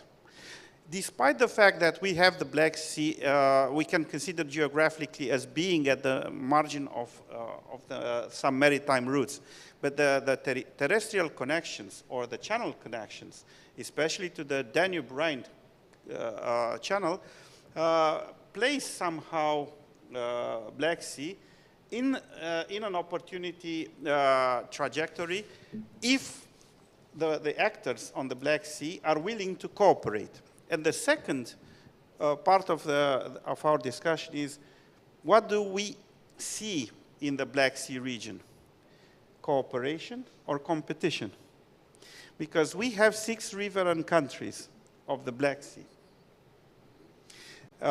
We have 13 countries member of the Black Sea Economic Cooperation Organization. And probably one interesting topic for Armenia and reason of interest for the Black Sea is the participation of Armenia in the Black Sea Economic Cooperation Organization. But what we witnessed, despite of the war, we do not speak about the war, because the Black Sea Economic Cooperation Organization was built and founded much before. Still, there is no cooperation among the riverine countries, the members of the Black Sea Economic Cooperation Organization, and amongst the harbors. And because I like what Dan says about figures. Figures are relevant for trade. Constanța Harbor is #1 in volumes amongst the harbors at the Black Sea, with 700,000 containers. And is the biggest port and the deepest port in the Black Sea. Yeah, yeah. Then it comes the two, it's not the order of priority, but the order of priority is Poti from Georgia with 500,000. Novorossiysk with 600,000, and Burgas and Varna in Turkey also are relevant. The two harbors in Ukraine, Sevastopol and Odessa, are now under question. As we know, Sevastopol is now operated under Russian influence, and Odessa is under block of the military troops. Therefore, the reduction, the real constraints to trade access to the harbors of the Black Sea is heavily restricted. So what I only can see as an outcome from this situation is not only waiting for the war, but creating alternative routes amongst those harbors which are not part of the military blockade, meaning not necessarily Constanța, but we can move down south to Burgas or Varna, or we can go to Trabzon, Izmir, which are also important harbors, in order to create alternative trade routes to what is now blocked. Of course, Constanța can also play a role in this.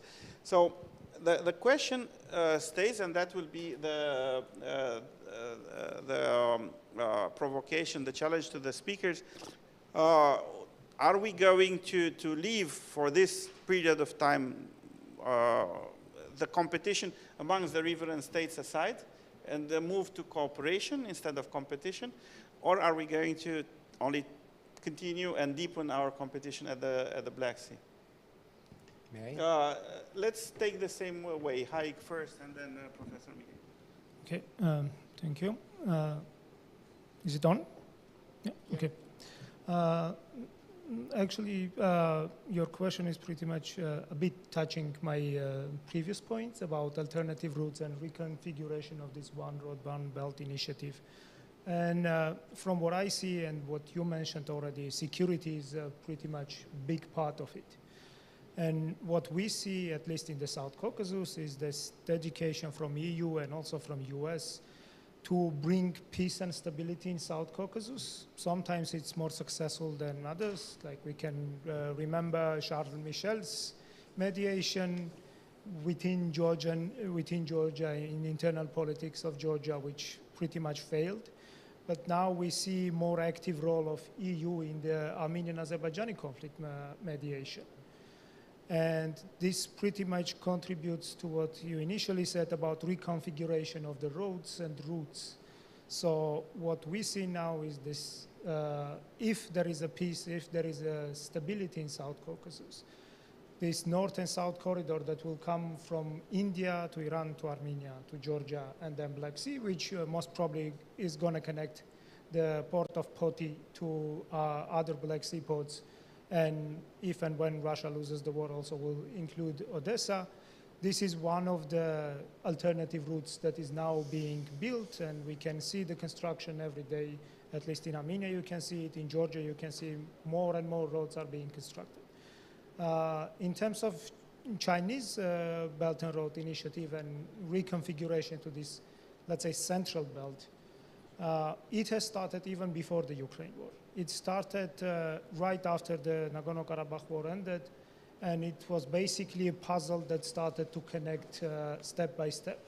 The first step was this 30-year dispute between Turkmenistan and Azerbaijan that existed before the Nagorno-Karabakh war about maritime territories that was immediately solved by the two countries of Turkmenistan and Azerbaijan right after the Nagorno-Karabakh war. The second piece to the puzzle was this Chinese deal with Kyrgyzstan and Uzbekistan to build a railroad which will connect to Caspian Sea and eventually will connect to Baku port and eventually will connect to Black Sea.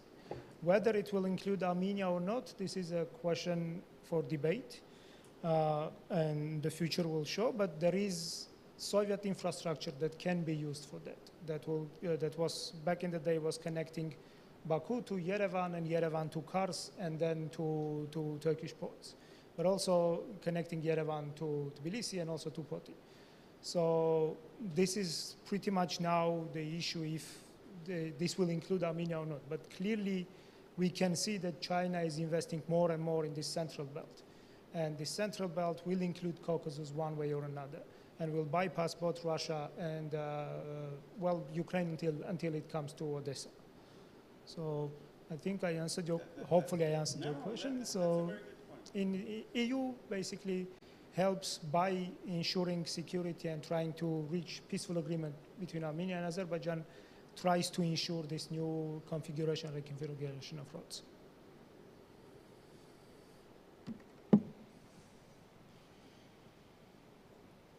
Of course, the insecurity, the conflict make the investors to run away. And even if we are looking to see that the traffic decrease all these days, we cannot put something else in place of that traffic because some of the works, some of the production stop in Ukraine. They don't need to import anymore some merchandise, goods to be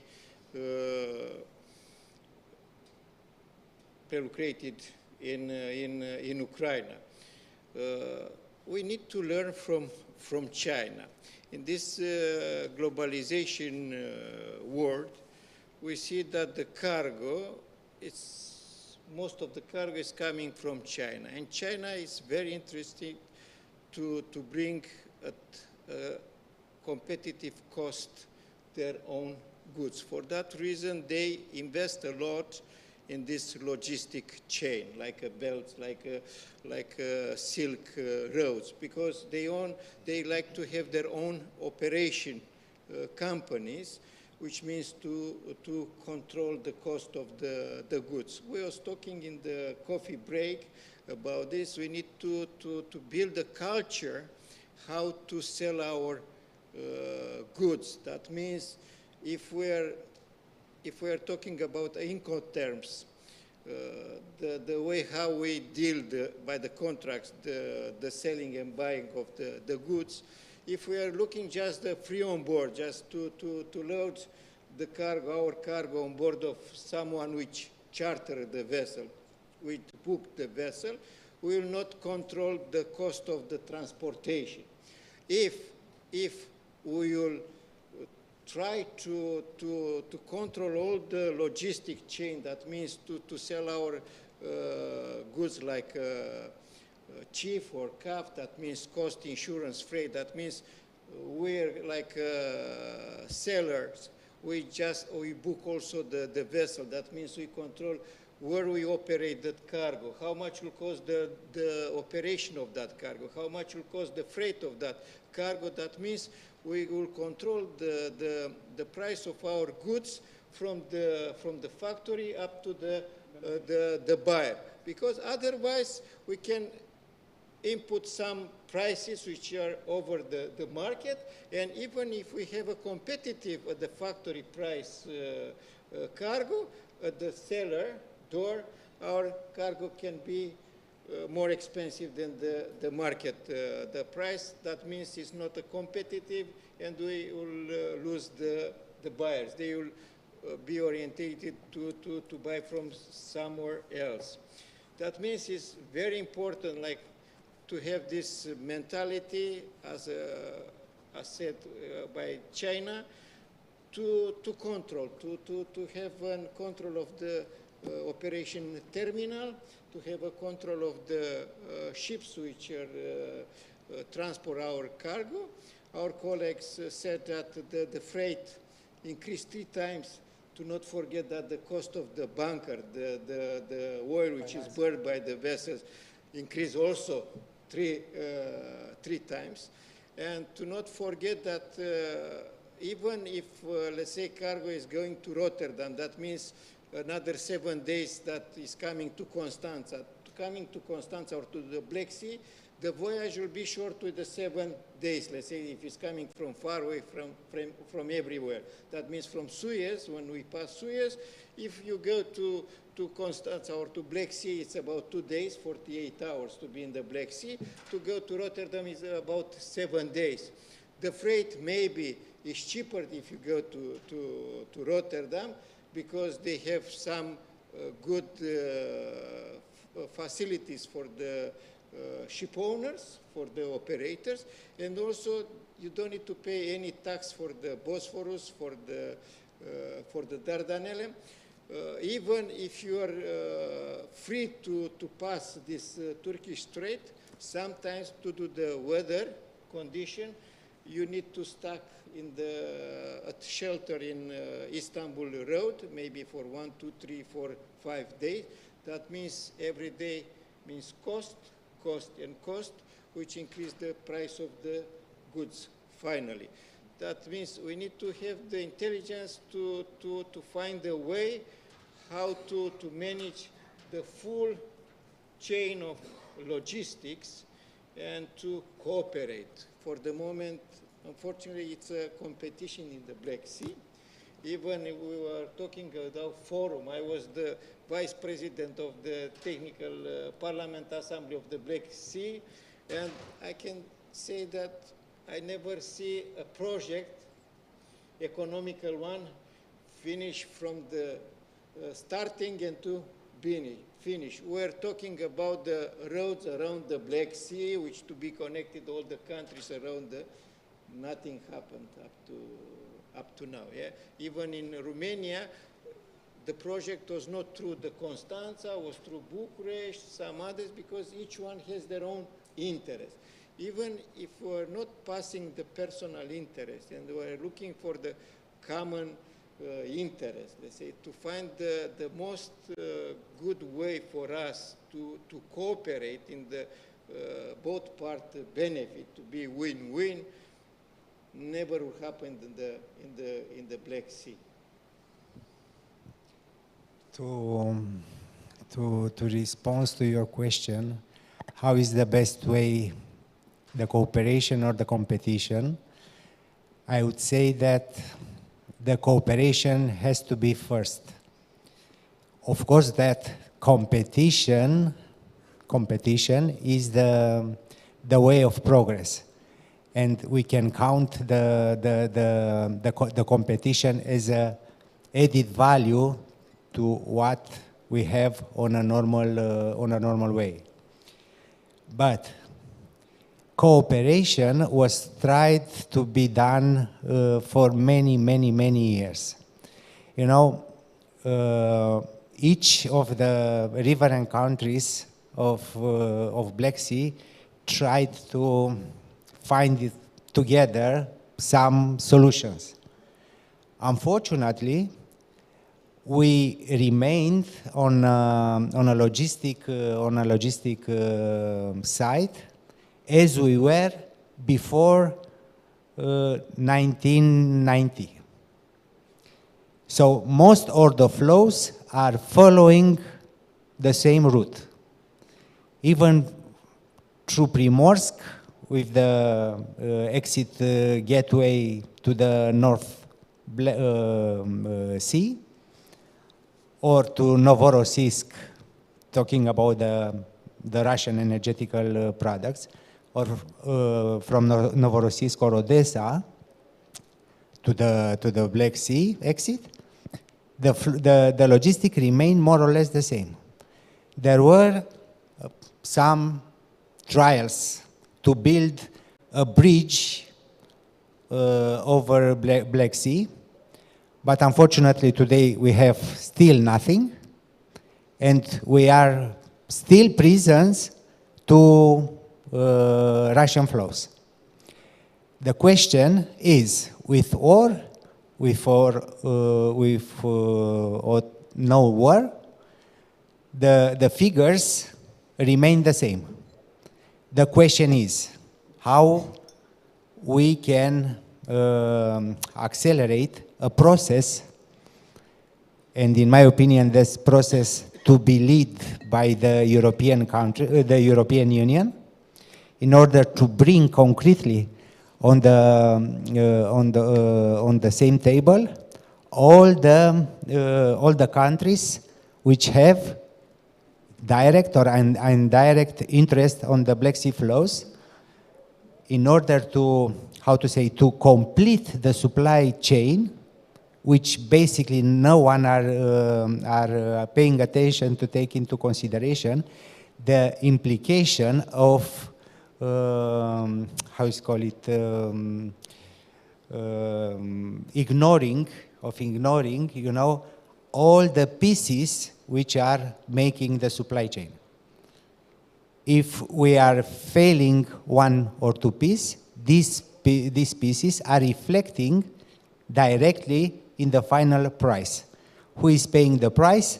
The customers, or us, or we are paying the price. Having said that, all the countries have this common interest. All the politicians have this common interest. I guess yes. Therefore, cooperation leading by the European Union, it's imperative to be done now. Well, thank you very much for this last remark. I think we have to start from this, and maybe next year, together with the European Liberal Forum, we can deepen this discussion. Because actually the implication of the European Union in the international cooperation at the Black Sea can solve an issue in the benefit of the whole Europe. It's not the benefit only of the riverine countries. Because just to recall, we have only 6 riverine countries, out of which 2 are in war, 2 are in peace, Romania and Bulgaria. And Turkey, we see a completely different approach to the situation from the geostrategic point of view, as well from the economic perspective, and Georgia plays a diminished role. We also do have the Black Sea Economic Cooperation Organization, and here I want to express the same feeling like Professor Mihai, which speaks from his experience in the Black Sea Economic Parliamentary Assembly. But we do not have to forget that this organization, Black Sea Economic Cooperation Organization, exists for 30 years. For 30 years, very little has been done.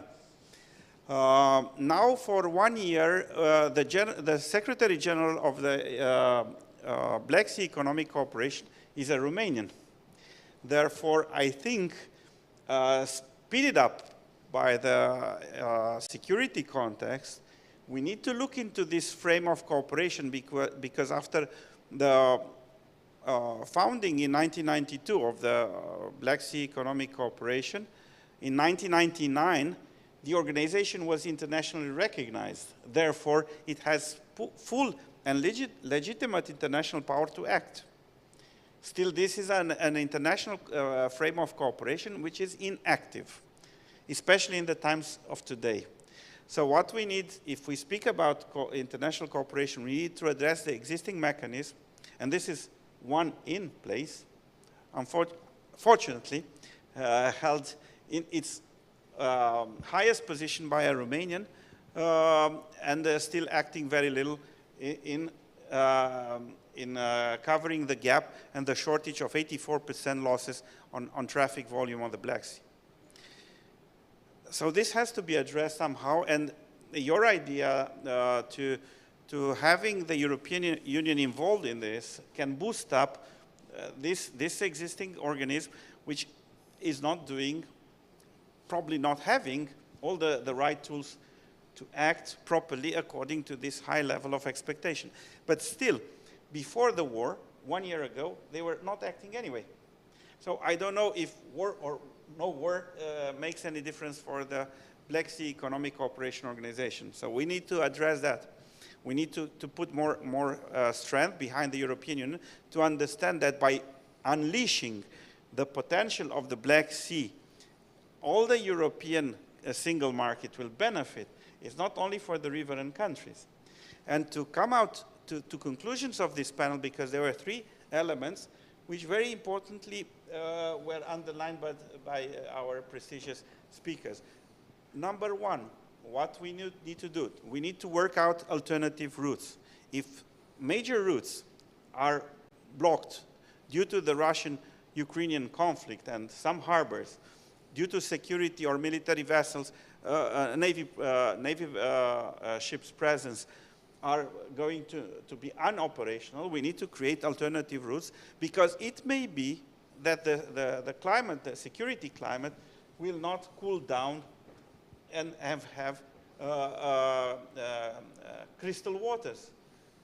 So we cannot afford to wait years for the conflict to solve and then to recuperate the traffic, because that will not be possible. As mentioned here, China will go on a different route. So by that time. Anyway, so time is crucially important for the region. So alternative routes is number one solution, which was mentioned here, and I think this is an important solution which needs to be tabled later. The second is cost control for the freight.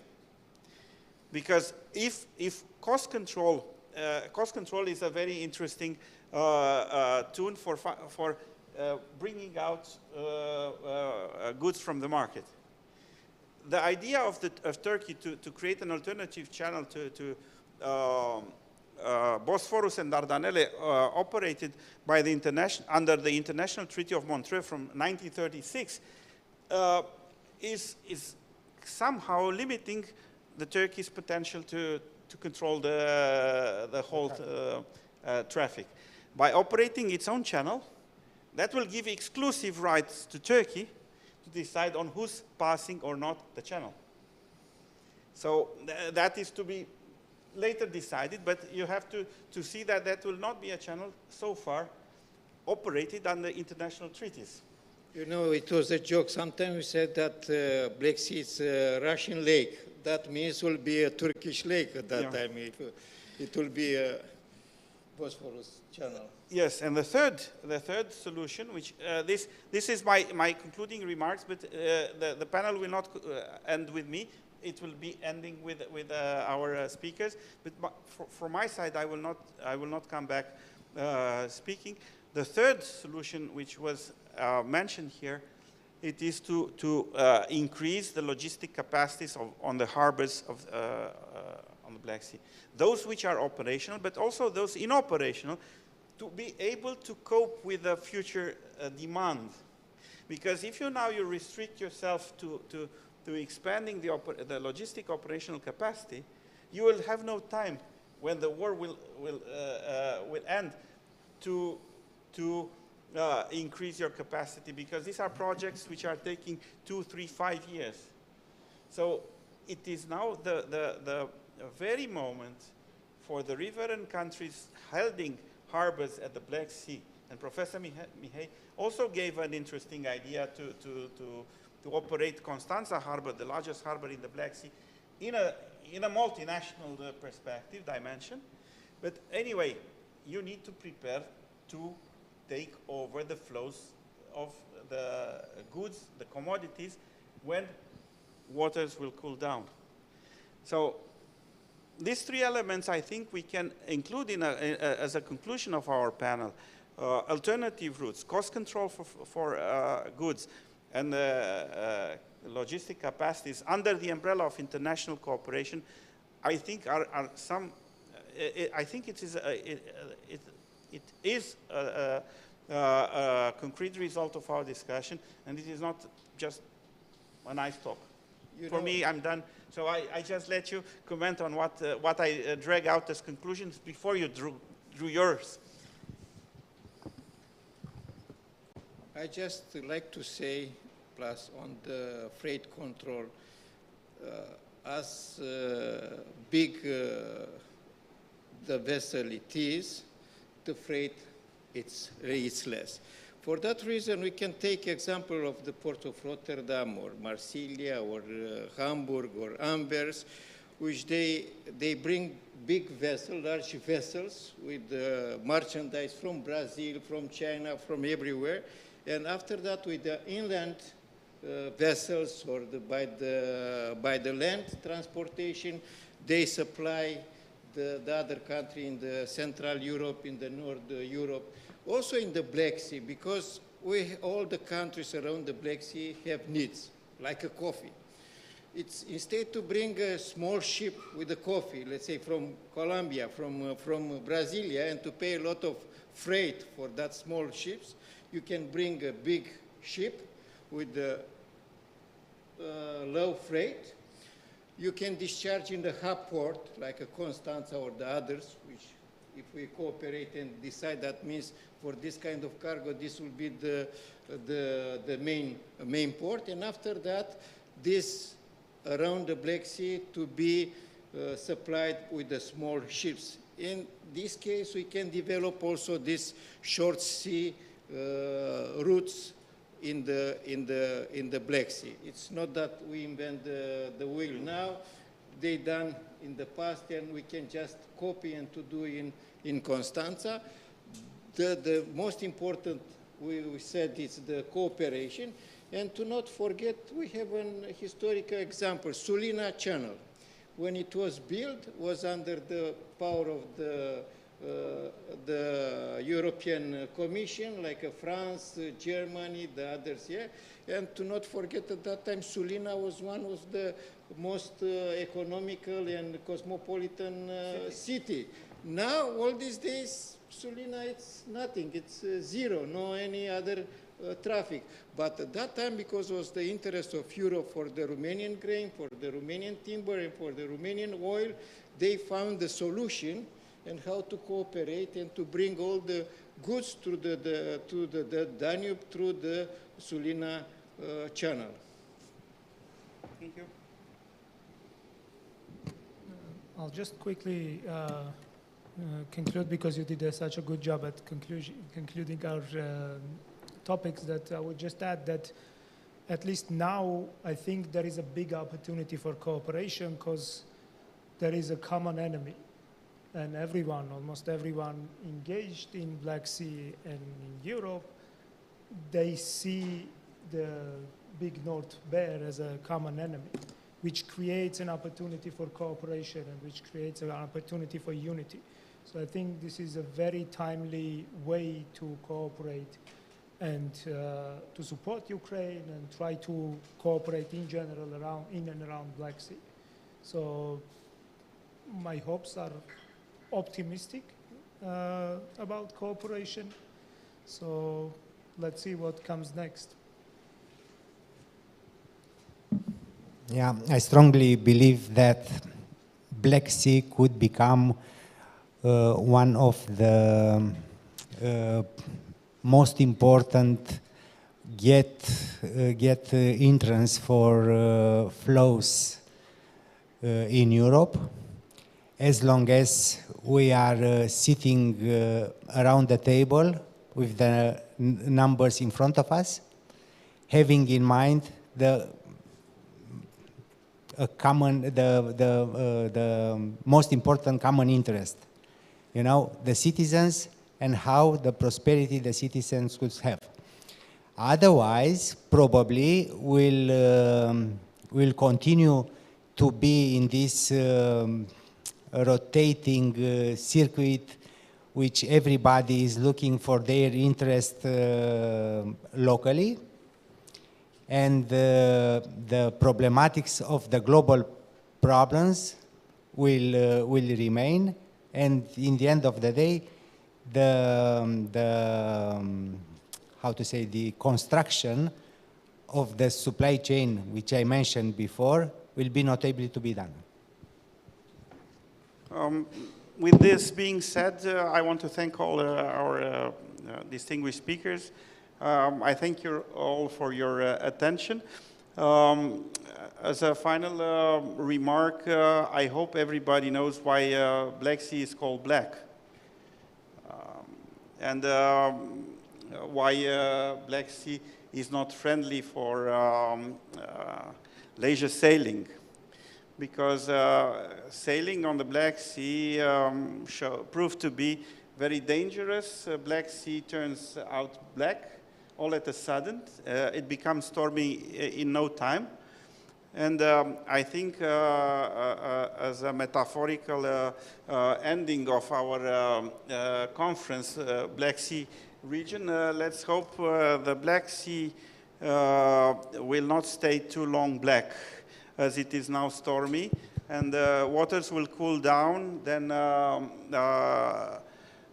trade routes will be again reopened, prosperity will come for the neighboring countries, for the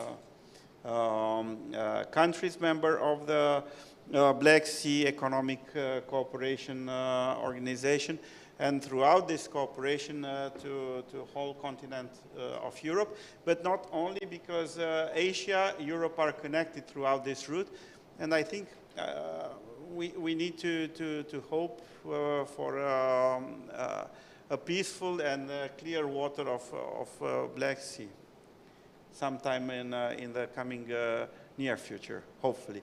If Raimar, you have the secret, please tell us. We want to have crystal waters on the Black Sea.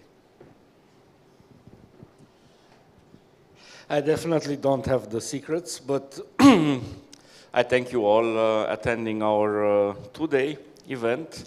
We had 30 participants, 30 experts and moderators, high-skilled, with knowledge about security issue. We talked about energy, we talked about European Union, we talked about European security, we talked about trade routes, of course, and we talked about liberal responses. And I just take now some of the words here. We need European unity, solidarity, and of course cooperation, because cooperation is one of the most liberal words from these three. And with that, we will have, of course, a better and powerful, maybe, European Union in the future. And hopefully the war will end soon. Now it's the end of the conference, but we can continue our discussion as usual. Down floor, we invite you all to a dinner to have maybe reflection about ideas spoken out at all of our 6 panels. Thank you again.